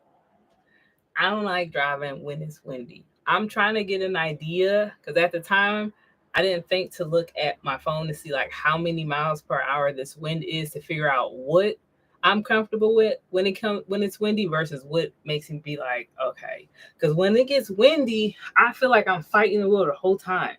Like we just going back and forth. And just to give y'all a quick little something. When I was driving cross country, I got pulled over in Arkansas twice. And the first time I got pulled over, the cop was like, your tires hit the white line. That's why I got pulled over, girl. So then for the rest of the drive, I'm freaking out, trying not to get pulled over again without having my tires hit the white line. But then I was looking at all the truckers, and I'm like, it's like almost inevitable. Like this is what the anyway. So that we'll talk about that later. But so back to the question, is it scary? When it's windy, I don't like it. And then certain roads were absolutely terrible. For example, Arizona road, with the road, I don't know where we were in Arizona, but the part of Arizona that we drove through, the roads were terrible. New Mexico was kind of terrible. Texas was the best roads, like very smooth. There are times where it'd be a little patchy, but overall it was very, very nice in Texas when it came down to the road. Those times I felt fine, great. If it wasn't windy, road conditions were nice, I felt fine. But whenever a trucker will pass by and then you get that push, I'm at right here, 10 and 2, 10 and 2. And then other times when it's construction and then the road narrows a little bit, I don't like it. I don't like it at all. I don't want to do that when it's rush hour at all. I was so happy most of the times when I dealt with that. It was times where it wasn't that much traffic. So I was like, fuck it. I was smack dab in the middle of that bitch. Because I was like, you're not about to have me hit the side of a barrier. Okay, I'm okay with driving on the shoulder, driving on some grass or something, but I don't want boom, boom, boom. Like, I don't want that because I don't know what I would do when I have to, you know how if you bump something and then like bump back and you have to correct it, I ain't ready for that. I ain't ready for that. So luckily, every time I dealt with, not every time, but most of the time when I dealt when it would narrow, which as soon as I know it's going to narrow, I'm automatically anxious. Like I'm nervous automatically. So that of course makes it worse, right? And then at those times when that would happen, I would just, if it was nobody next to me, I would just go ahead and get over to the other side of the road. And then other times I would just make sure I was in the right-hand lane. And most of the time I drove through the right-hand lane and I just drove like 10 miles under the speed limit. And I was like, go around. This is for my safety and yours. Just go around. You might be upset because you need to get to work, but guess what? You at least gonna get to work. I do not want to be the reason both of us don't make it to where we're trying to go. So I would just go slower. So anytime I did get uncomfortable driving on the RV, I slowed down. I slowed all the way down. I very rarely was doing the speed limit depending on what the speed limit it was. Like if it was ever 70 miles, I wasn't doing that. 65. That's me and 65. And then when it was like areas where you got to come down to 55 and 50, that was my favorite. That was my favorite. And then I was like, yeah, I got this. Once that speed kick in and I'm doing this, Like, turn down the music. I need to focus. Don't talk to me. Just shut up. And then my friend would be like, don't worry about the other people on the road. Just focus on you. What the fridge do you think I'm doing? I am focusing on me and I'm still nervous. Then those trucks will come by and go woof woof. And when I'm telling you, I don't understand the science behind it. Okay. I don't know what's happening. I just know that woof woof. Once again, 10 and 2, turn down the radio. Sometimes I would just go ahead if I had it on cruise control, because for some reason, when it's time to be in an RV, I can't walk and chew gum. So I'm like, put the cruise control on so I ain't got to worry about the pedal. Just focus on this. And then if I see a truck coming by, I will go ahead and turn off the cruise control so it will start slowing down. And then once I was back by myself again, I'll be like, all right, zoom, accelerate a little bit, get it into your 65 zone. If I was feeling confident, 67. Hey, girl. But overall, I definitely had it under speed limit. And that's okay, because you a big vehicle in an RV. I feel like a lot of times people just expect you to be slow. Just be in the right lane so they can just go around you. And then my motto is, if I'm comfortable, everybody else is safe. The second I start doing something in order to make y'all comfortable, now we're not safe. No, safety first. So I hope that answered that question. I drive a car and trucks give me, exactly. I have a little car. Same thing in my little car. My car is a Ford Fiesta. When the trucks come by, even in my Ford Fiesta, I'm 10 and 2, and they still be whipping me around. Just, all right, okay, just go ahead. It's kind of embarrassing when you on the road and the truck is going faster than you. That's kind of embarrassing. But then you have to keep in mind they are trained for this type of stuff. So then you wipe away that embarrassment. You have the initial embarrassment. You remember they're trained. You just doing your thing, and then you don't be embarrassed anymore. Because I had that moment several times on the way up here. I had a heart attack driving a U-Haul. Okay, funny story about U-Haul, especially since you in Philly, you know the situation. So when I was in college, one of the times I came home, I don't know why I went about it this way. Instead of, I think I must have had some belongings. I really don't know why I did this, but I didn't have a license yet. So I'm in college. I need to get home from North Carolina to Philly. I went to school in the Charlotte area. Didn't have a license. So I rented a U-Haul. It was supposed to be the smallest U-Haul they had. When I got there, or when my friend got there, because I got the U-Haul, I paid for the U-Haul, and I got one of my friends who lives in New York. I was like, if you drive, I just need you to drive the U-Haul so I can get home. And he was like, bet. So once we get to Philly, he drove the U-Haul. I don't know if he was stressed, but I know he was stressed when we saw how big it was, because it wasn't the one I rented. I rented the small one. They gave me a big one. He drove it. He was fine. We get to Philly, and all I know at the time how to get to my house is to take Lincoln Drive. For y'all who are in Philly, Lincoln Drive is just a road that's like this all day, every day. And all the road, it feels like all the lanes are narrow. Go like this, right? Nonstop. Now, as a kid, when my mom would do it, I used to be like, man, they are flying, they are speeding. We get to Lincoln Drive, because I'm just telling him the way I know how to get home. And then we see a sign that says no trucks. Oh my God. When I tell you, he looked at me and I looked at him, I was like, I don't know no other way how to get home. I do not know. And mind you, this is what? 2000. This would have been, so I was in school like 2001 to 2005. And it probably was like my freshman year of college. So I can't really remember what we had as far as phone goes and GPS and things like that. So it was like, just the way I know how to go, you got to do it. So he did it, but he definitely was not too pleased. And then when he started driving in that road, remember, I'm telling you, Lincoln Drive is just like it's swervy. I don't know why. Super swervy. And people just used to speed on that bad boy. In my head, they was going 40, but since coming back home in my car, I had to drive on 40 on Lincoln Drive, and it's like the speed limit is 25, or it's lower than I thought it was. I don't know if they reduced the speed or what, but in my head as a kid, we was flying on the road when my mom was driving. She was flying on the roads. I was just in the car like, kind of close to this barrier. But she had it. She was fine. So I did that drive as an adult recently, and it still stressed me out. It definitely still stressed me out. See, I'm telling you, they be speeding on that road. It's crazy. So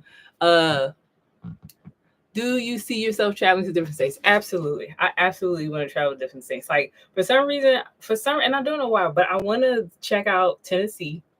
I lived in North Carolina for a while, for college, and after college, I want to go back to North Carolina. I want to go to South Carolina, and the main reason I want to go to South Carolina is because I spoke to somebody who spoke Geechee. I think she was from like Charleston, South Carolina. So now I'm like, I gotta go to South Carolina because I just need to hear more people speaking Geechee because it's almost like a Caribbean type accent. And I remember for the longest time just watching her mouth move as she talked, and I just hit her up like, "What? Where are you from?" She's like, "I'm from South Carolina." I was like, "How? Like how?" So I don't really know the story or the history of Geechee, but I want to go with the South Carolina just so I can hear more people talk that way. And even though Texas and Florida politically they make me mad, but the environment, the temperatures in the cities, I want to check out those locations. I would love to and then I do want to go to Canada. I also want to travel to Mexico. People kind of like make me nervous about Mexico because can y'all hear that? Because Fatty's peeing in his litter box right now, and I can hear it, so I feel like y'all can hear it. The litter box right behind me. Yeah, I'm right behind the laptop. Sorry about that, y'all. Anyway, so I do want to travel to Canada. I do want to travel to Alaska.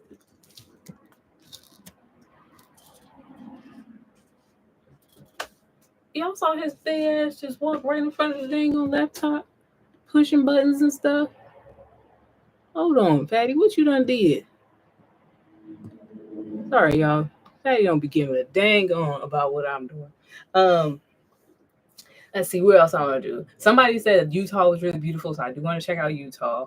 I bought the RV from Utah, so I got to go to. It looks like Hurricane, but I feel like everybody calls it Hurricane. That's where I purchased it from. So that little drive from Utah to Vegas, that was nice. So I do want to check out Utah. Yes, actually, I want to go everywhere. I just don't want to have to do like cross country trips. Like I would love to go to one state, hang out for a while. Go to the next state, hang out for a while. Go like maybe do a month in each state and travel like that. That's what I would love to do because I don't want to have to keep going back and forth. Like I want to go to a place and experience it, like check everything off my bucket list, then go to the next place, check everything off my bucket list, and then if I come back, then of course I would want to come back. But I don't the whole like back and forth. When some people are like, every week we go from New York to California. That ain't for me. That is not for me. Let me relax for like a month, then be stressed for a few more hours on the road, relax for a month. That's how I want to do it. But I would like to go to all of them. I want to hit up every state, even though certain states scare me, especially now after the situation with Arkansas. That might be a state that I skip. Or I just maybe have to gotta be careful what city I go into, but I don't know about Arkansas, y'all. Had an issue. You definitely have to be careful in Mexico. A couple van lives. See, I was telling my friend about that. So there are some people, van lifers, that got their van taken. The stories that you heard, was it the cartel that took their vans? Because I've come across a few YouTube videos where that happened. But then I also watch videos where there's a lot of black expats, I think that's the word, that go to Mexico and love it. So I'm torn. I want to go to Mexico for sure. One, because and then I have to go. If I take the RV, I would have to go to Mexico because I want to go to Costa Rica. I done fell in love with these YouTube videos being in Costa Rica. I haven't really watched any videos where people live in an RV in Costa Rica, but they just have relocated to Costa Rica and just being on the beach. I'm a beach girl. I want to be a beach bum somewhere. Like I listed places like Utah and Canada and stuff, but my dream location is somewhere on the beach. That's what I really want to do. Let's see what else. Mapcat, you see, there we go. Back in the day, y'all see, y'all my people. This is my age right here. Y'all know about these things as MTV. Know about Road Rules. Know about MapQuest printing out stuff, and that's what messed me up. Back in the day, I don't know if MapQuest had an option to select car versus RV versus U-Haul, and that's why we wound up on Lincoln Drive with that U-Haul. They was not happy, or my friend was not happy. You definitely have to be. We did that when we had MapQuest back then. A couple is from New Orleans. I can't think of their names. Got it. Okay. I wonder if that's the video that I came across, because I remember telling someone that was a thing that happened. They were like, "No, they don't. They don't. The cartel doesn't take people's stuff." I was like, "Well, YouTube said they do." So, I don't know. If there's like, I know a lot of the black expats. I feel like I'm saying it right, y'all. A lot of them are on the east coast of Mexico. And then I also see a lot of videos that's on the west coast of Mexico, where it's like Baja Cali, even though Cali's in it, it's not California. That's confusing. And these areas generally seem to be okay for tourists, but then every now and then, I guess if you go to the wrong gas station, this end the story. I don't know. Like it's not something that I plan on doing right away, but I'll be looking into it, because Mexico got them beaches, and I want to be on the beach. That's one reason why I want to go to Florida. I remember, I know Miami. Miami's the only place that I've been to. Like, I've been to Orlando, I've been to Miami, and I went somewhere else. I can't remember the city. The city that I went to didn't have any beaches, but whenever I go to Miami, I'm not doing nothing else. Just put me on the beach and then come get me when we need to leave for the airport.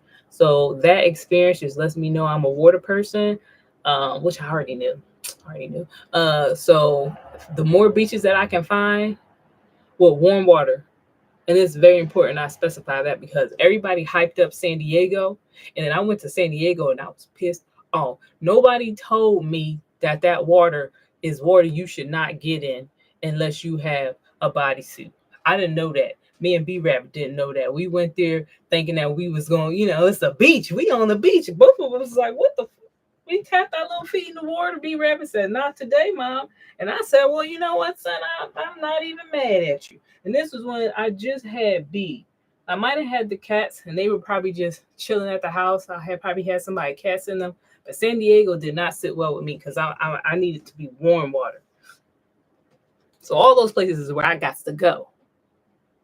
I can't wait for you to get your RV too. Can't wait to see what you do to it, how you personalize it. I still can't wait to see what I do with this bad boy to personalize it. There's some things that I have, this vision that I have, and it's just a matter of figuring out how to make it come to life. And I do have paint, so I will be painting it soon. Well, I don't want to say soon, but I will be painting it at some point. The paint I have is the paint that I purchased when I was fixing up my house. So it's going to be a lot of those colors. Some of the paint I wound up getting, and I was just like, do I like it? Do I not like it? Like, I can't really figure it out. So it'll be interesting to pull that paint out, because I've actually been traveling with that paint. So that is a project that will be coming up soon. I think what I'm trying to do is kind of install a lot of stuff first, and then once all the things that I have installed, then paint the RV. I don't want to have to buy more paint, but we'll see what I have, because now that it's been just chilling in storage for a while, I kind of forgot what the colors look like. One color I already know for sure is going to go in the bedroom, on the closets, but I don't have a lot of whites. And a lot of people do like white walls, white cabinets. I don't want to do like everything white, but I definitely want to bring in some white to lighten it up. But I'll see if I can use the colors that I have, maybe mix them, create new colors, try to create a little vibe. If any of y'all know like color theory, or you are artists, or you do paint stuff, I'm gonna need y'all to help me out, because I know a lot of these paints you can mix together, create a new color. Then it's like, ooh, wow, that's we're gonna try to work that out. We're gonna try to figure it out. Let's see. What else we got? Did you purchase the RV from a private owner? So the RV I actually purchased from a dealer, which I was avoiding for the longest. However, the situation is kind of, let me explain. So the RV was originally owned by Cruise America. Once it was retired from Cruise America, somebody from Vegas purchased the RV. Then that person took it to a small dealership in Hurricane, Utah, and they traded in the RV for something else, and that dealer is who I purchased from. So even though it's a dealer, it's like a small dealer, like a small business type dealer. So I still feel like price wise, I got a good deal. But that's how I went. Now, one thing I gotta let you know. So if anybody is interested in purchasing from Cruise America, right? So I know some people are really reluctant because it's used and there's a lot of miles on it. For me, I was comfortable doing so. My car I got from Hertz. That's the first time I had a car note. Before I just purchased from people with cash, right? But this was my car I purchased from Hertz, and once again, it's like it was part of the rental fleet. They retired it, but I feel like after that experience, since I didn't have any issues, and I've had this car for about 5 years now, I haven't had any issues. It was worth going through, kind of having that experience again, because even though those miles are high, at least I know that whole time is being maintained. Like they got to make sure this is a drivable vehicle. They keeping up on the maintenance, so I don't mind that the miles are too bad. Before I purchased from the dealer that I got it from, another thing I considered, Cruise America, if you purchase from them, you can purchase two different type of warranties. One warranty is a powertrain warranty. I don't know what a powertrain is, but I guess it's like the vehicle part and maybe the engine. I don't know. And then the other part is like the house, right? That warranty, when I looked into it, each one's like $2,000. So originally I was like, I'm buying from Cruise America, get the extra $4,000 plus taxes, whatever case that's going to be on it, and get the RV. But if I had done that, the little cushion that I have, the little bit of money that I have from selling my house, I would have gone through it a lot faster. So then I had to make a decision. Do you want to go new and luxurious, or do you want to be like, I like DIY? If I buy a little bit older, if I buy from a private seller, I can save a few $1,000s. So I went with, I'm going to save a few $1,000s. I was first looking at purchasing pretty much like the people who purchase directly from Cruise America, because those warranties can be transferred over. So if you're interested in having a warranty, and having a Cruise America, vehicle, consider that. Consider buying from somebody who did purchase with the warranties, but maybe they only had the RV for like a year or two. Depending, I want to say these warranties last like 3 to 5 years. Some of them are maybe based off mileage. You can look on Cruise America for the specifics, but that was an option to purchase from somebody who had purchased from Cruise America, and I was going to be able to have it transferred over. The reason it did not work out, the reason I didn't go that route, is the person or the two vehicles that I was looking at were in Arizona. One of the ladies who I was, her rental, her RV I was really interested in, but she didn't own it. And in Arizona, it's weird. It's like I would have had to pay her, then she would have had to pay whoever financed the RV. They would have sent her the title, then she was going to have to send me the title. And because of all that, I just didn't feel comfortable. Who I wound up purchasing with had the title. They had to take the dealer had the title. So I opted to just go with an older model. It's 2012, so it's past the 10-year mark. So when I do go to RV parks, some of them are like, I need to see pictures. Once they see outside and they see the condition, they're like, okay, you're good to go. We'll let you in the park. That's what happened here. And I opted to go with the older model. I opted to go without any warranties. And so far, I know it's early, but so far it's fine. Granted, we had some issues that we had to get fixed, but some of the stuff I could have done myself. I was just scared, once I get over the fear and not knowing, knowing like you can't break everything. Some of the stuff you are, you're strong, you might break it, but most of the stuff is stronger than you, so you don't have to worry about that.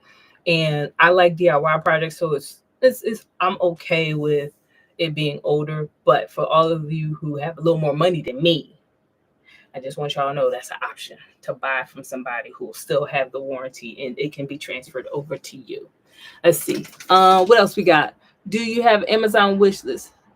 No, not yet. But I was thinking about making one because I didn't really understand how the wish list worked. Like I've seen people do it before, but I didn't understand it. Then I watched the video. Me and YouTube, I stay watching videos on YouTube on how to do stuff. Then I watched like a few videos on how wish list works. And I was like, oh, that'd be cool. So I guess I should actually do that. And I'm gonna start sending it to my mama. So I can look into making one because there are still some gadgets that I want to get. And for me, it'll just be like a list so I can remember what I need to get. And then if anybody is feeling Nice. Thank you. I love you for that, for sure. Let's see what else we got. Okay, Crystal done said something that sound like fun. I think I missed it, but Crystal with a K, not me, Crystal. Do we have map perspective? I can't. I don't know what Crystal said that sounds like fun. So we gotta figure that out. Let's see. Y'all hitting? Oh yes, please hit the like button. Please like and subscribe. Sure, I might have to make you a moderator because you better at this than me. Appreciate you. And let's see. Lydia, it is sometimes overall it's great. I'm excited to be done though. What Crystal? What I miss?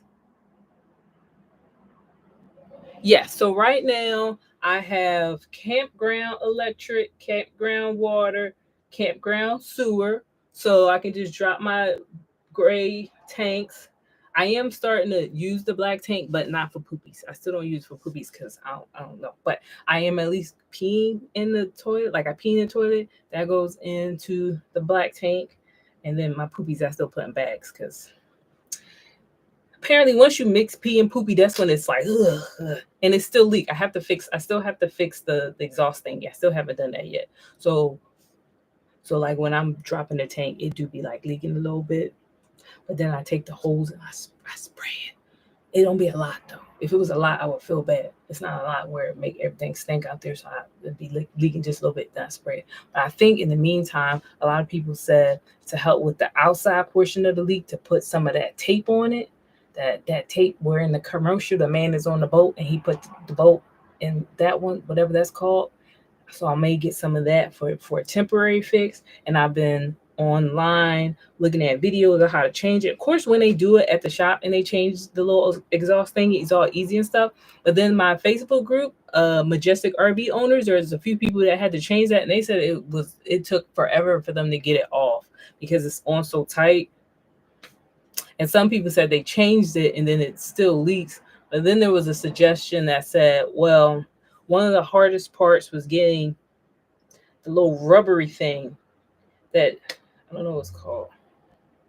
Darn, I don't know what it's called, but there were some tips and tricks on how to get that thing changed to make it easy. But the one thing that's probably going to be a bit of a struggle is actually taking the old one off because they're fused so close together and then getting it back on. But I got some tips and Flex Seal. Yes, that's what it is. Thank you. Flex Seal.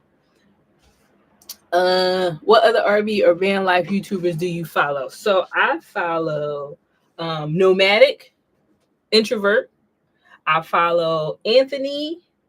I follow Blue. Winter is Blue. Let me see. Let me check.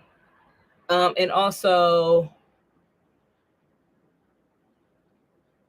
the cheap RV living guy. What's his name? Hold on. That's where I learned about what's his name? Hold on, chat. Let me get y'all. I'm gonna get y'all the real.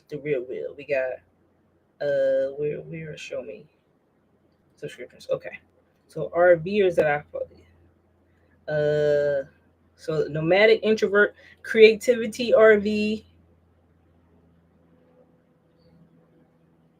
Let's see who's this. Traveling with Charity. Tracy Claros. Winter is Blue. Let's see. Carla R. Fowler. Some of these people I started following because once I started posting videos, they were commenting, and then I realized that they had RV videos too. But like the people that I was following prior to the channel was definitely Creativity TV, Nomadic Introvert, Winter is Blue. I also started Mother Nature. Follow Mother Nature. She does more like car.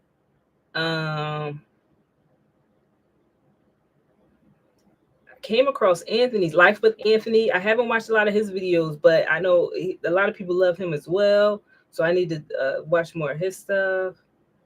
And then Bob Ross. That was the other guy. That's the cheap living guy. That's how I found out about the mail forwarding service.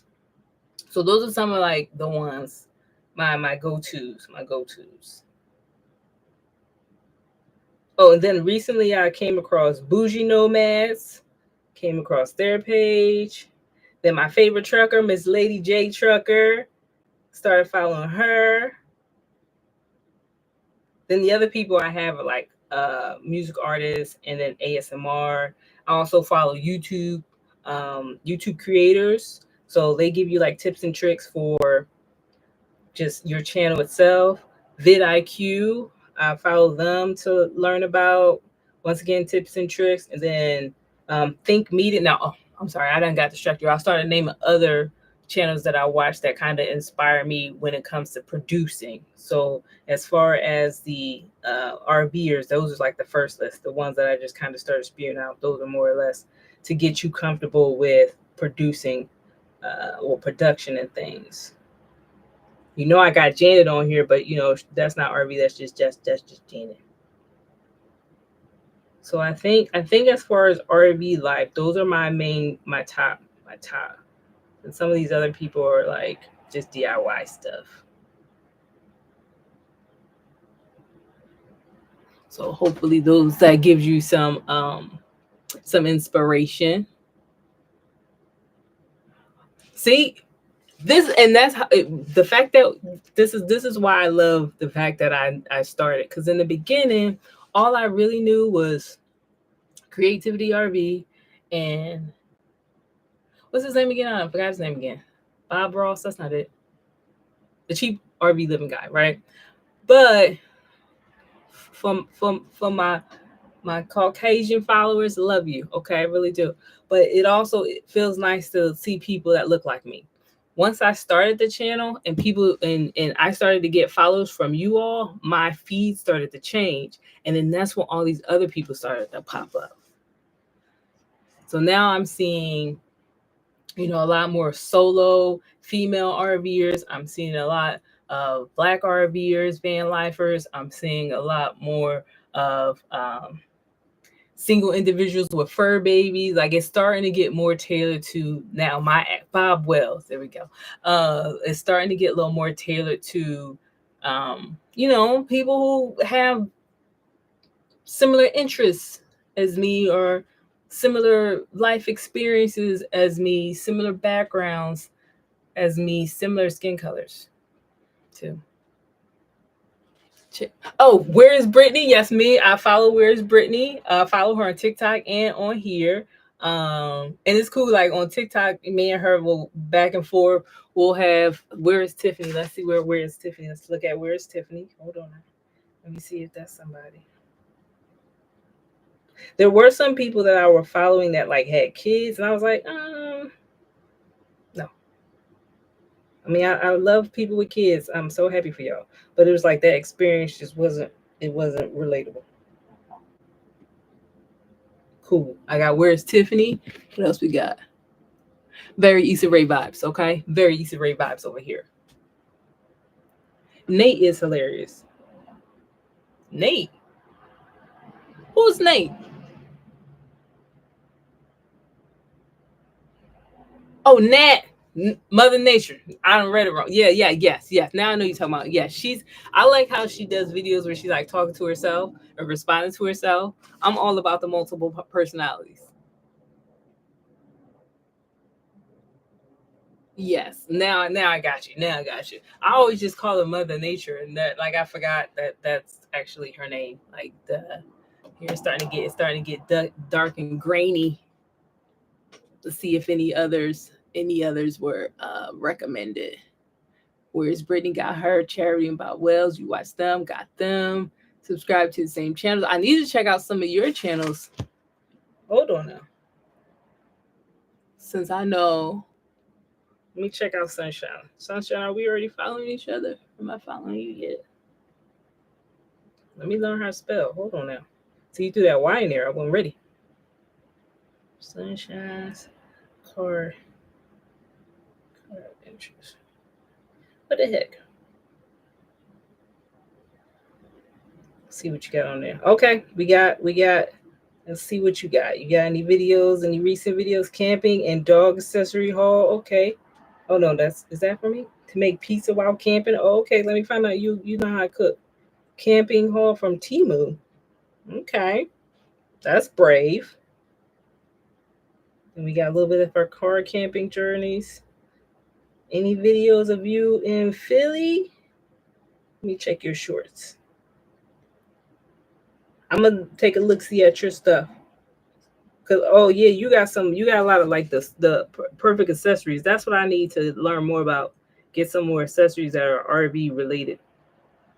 I got some stuff that's from the house. They need to go because they take up too much space and they take up too much electricity.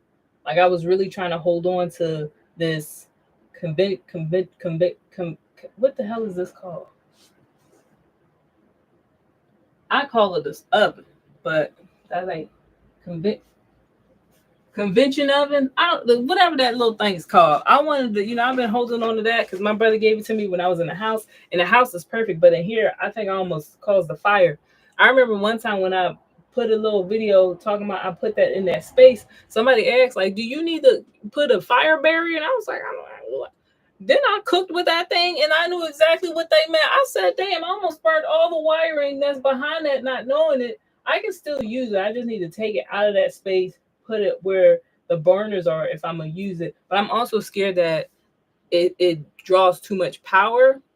I have to learn about the electricity as well because I already blew out a fuse once. It was temporary though. I thought I was gonna have to replace the fuse, which isn't that hard, which is good to know. But after a while, like after resetting it seemed like I had to reset it several times before it finally like got itself together. So I have to learn more about get a better understanding of electricity and I suppose input and output. Then also I need to learn more about electricity because I want to install solar, even if it doesn't do everything, because I don't know how easy it is. Well, I know it's possible to get solar that'll run your AC, but I think that's going to require more of an investment that I can afford. So I would like to do solar for like a lot of the electronics and the little stuff. I want to figure that out, but we haven't gotten all the way there yet. See what else we got. I'll make sure. Oh snap! Thank you, Sunshine. I got a thingy. That's my first one. You're my first one. Thank you. Wait. Oh wait, you did it a few times. It said let's celebrate their third super on the live stream. I missed the other ones. Oh snap! If you gave me that before, I'm sorry. I didn't even notice. I'll be so y'all see I got drifty eyes. I just be all over the place. I'm so sorry. But thank you. Adventure Bandits. Hold on, let me see who that is. Y'all giving me all the scoop. Okay. Put me on timeout if something happened to me and the fur babies. Let's hope nothing happens to me and the fur babies, not the fur babies. Okay, we getting more people. Thank you, Sunshine. Appreciate that. Okay, so we got I think I can do something. I can like it. I can love it. That is amazing. Thank you. All right, I missed something. Adventure Bandits. That's what it was. Adventure Bandits. Do I have them? Nope, I don't have Adventure Bandits. Let me add them. Subscribe to them. And I do love that I'm seeing a lot of solo women. I'm seeing a lot of Black RVers because overall, like I think I might be the only Black person at the park so far that I've seen.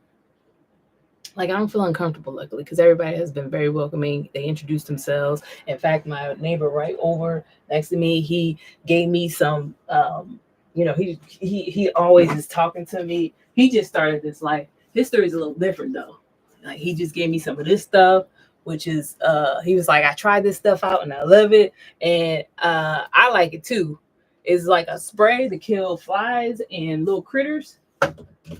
When the flies get up in here, they be pissing me off because it's like they like this buzzing all up in my ear and I'll be going crazy.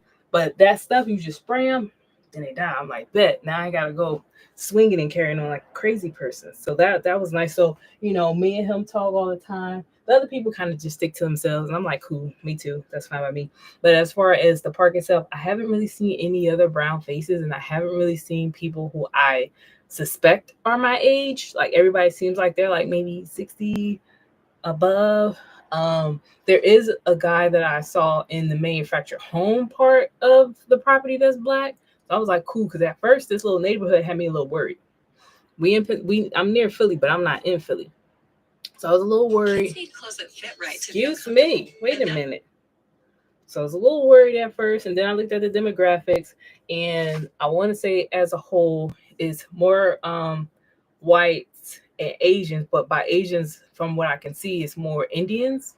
And then like the black population was really low. And Pennsylvania is questionable, guys. Like, yeah, we have Philly, but you know, the state itself, sometimes there's some issues. So I was like, did I make a bad choice?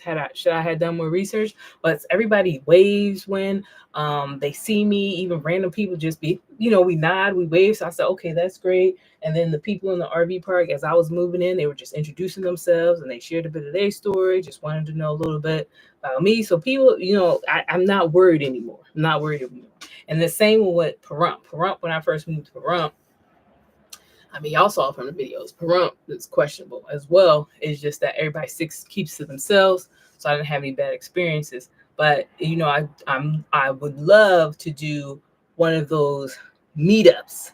They have meetups for like-minded individuals. Like they have meetups for black campers. They have meetup for solo female campers. They have meetups for queer campers. Like I want to try all of that, because then that's, you know, just so I can be like, okay, you know, like granted, family can be with everybody. I just also am intrigued and interested in meeting the people that you generally don't see on YouTube until you start interacting with that content. Then you're like, oh, it's a lot more than I thought. Because I think as a whole, when people think about camping, they don't really associate it with black people. When they think about RV life, they don't really associate it with black people. But we are definitely out here. Check out Simple Enough and Big Nugget. Nordic, she did one today. Okay. The Ethnic Explorer an actual channel, or that's what we call ourselves?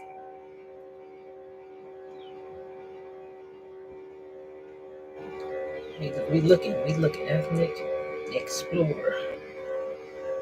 I think maybe so. Oh, I'm already subscribed to the Ethnic Explorer. That's one person I failed to mention. All right, so I am subscribed to that channel. This is definitely a new channel that I came across. I don't think I've watched any of their videos yet. Let's see who else we got. And Simple Enough and Big Nugget. Let's see about that.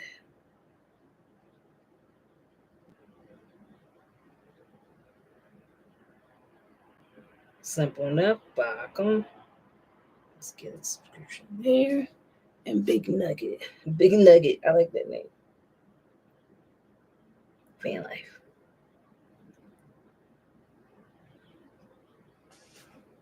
What about this channel? Big Nugget, you doing some DIY stuff? Oh, you know, I like me some DIY stuff.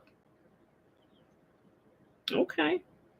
Oh, there's another person I follow, but I can't think of her name off the top of my head, where she actually does renovations to RVs. And a lot of her videos will be RVs that are water damaged. I don't remember where her page is, because I may not have found her YouTube, but I feel like she's definitely on my TikTok. So that's one video. That's one person that I like to watch, because I feel like, you know, I live in an RV. At some point, I'm going to have water damage. I don't want to have to pay somebody to do the work. I want to do it myself. And I do have some questions about the front cab. There's some things about the front cab that are like, I feel like this is a sign that there's a problem. And then also the front cabs are known to have water issues. So I've been watching her videos. She make it look so easy. She's just like, one time she like replaced the roof. She made it seem so easy. So I know she's going to have me in there mad once I try something and realize it's not as easy as she made it look. But at least I'll have a good video to give me an idea of what to do. Late Bloomer has a schoolie. Her videos are cute. Oh, we got more. We getting, and the more I get, the more YouTube's gonna feed me this type of information. So it's gonna be great. Late Bloomer. Let's see. We got Late Bloomer. That's not the one. I don't know who that is. Oh, see, the problem is it's actually showing me Late Bloomers. Let's see. Is it like Late Bloomer? Let me type in schoolie. See what happens.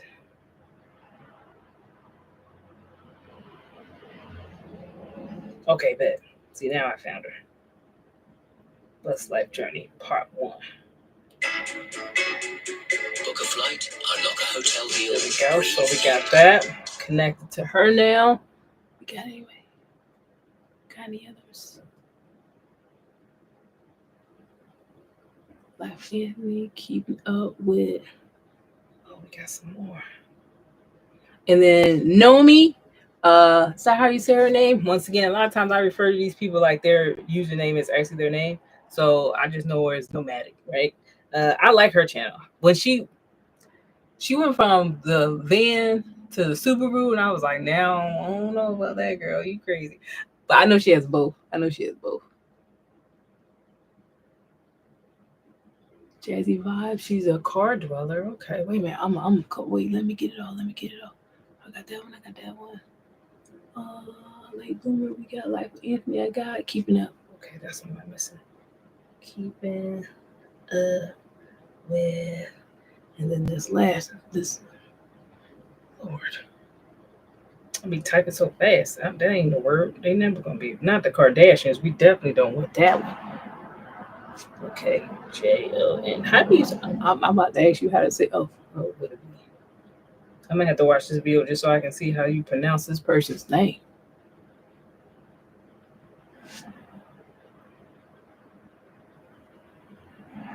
Keeping Up with Joe Vange.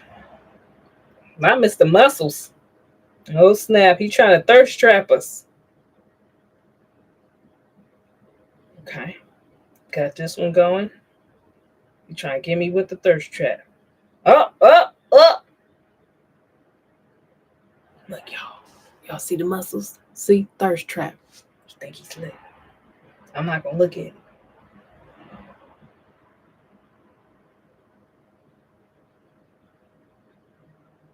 Anyway, all right. What else we got?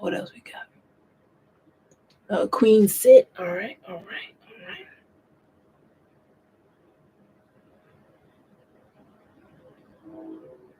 Okay. Oh, and she do motorcycles? Wait, she got a horse?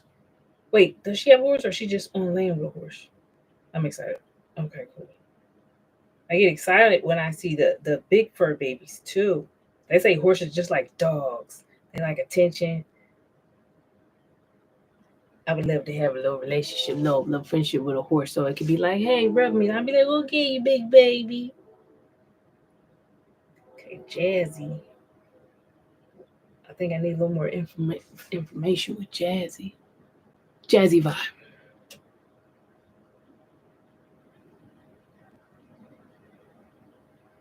Well, that's complicating the. Yeah, let me type in band. Because they think I want to listen to jazz. Oh, there we go. Got Jazzy Vibes. Jason. All right. It's Hoagie Fest. All right. I got that one. Okay, Leah. I found my people here. All right, so I got right. I'm in here just having a field day. I'm glad. I hope YouTube don't be like, you adding too many people. Look, you need to chill out. We out here sharing info. We not gatekeepers around here. Okay, let me see. I'm gonna definitely still follow this Leah because sometimes we just life be life and it take us a minute to get our videos up. So I just hope she'll be returning to us. Okay. Wait. Oh no, that's something else. Wait, I don't think that's it. Let me type in. Oh yeah, I don't know what y'all showing me. That is not what we looking for. There we go. Gotcha now. Gotcha. All right. Cooking in the minivan. This is other stuff. Okay. Y'all showing me. You trying to trick me, YouTube. That ain't what I asked for. We got it. All about the banks. Is that the one? Is that the video? All about the banks. Let me see.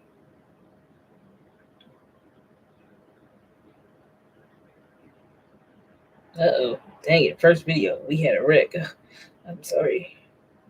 Okay, bet. Let's see. Harvest Host. Okay, so they go on the Harvest Host and stuff. Cool. We can learn more about them. Oh no, a little accident. Then they got gadgets and stuff. DIY installs. Yes. Mm-hmm. Mm-hmm. Yes. This is gonna help me algorithm. Glorious life on wheels.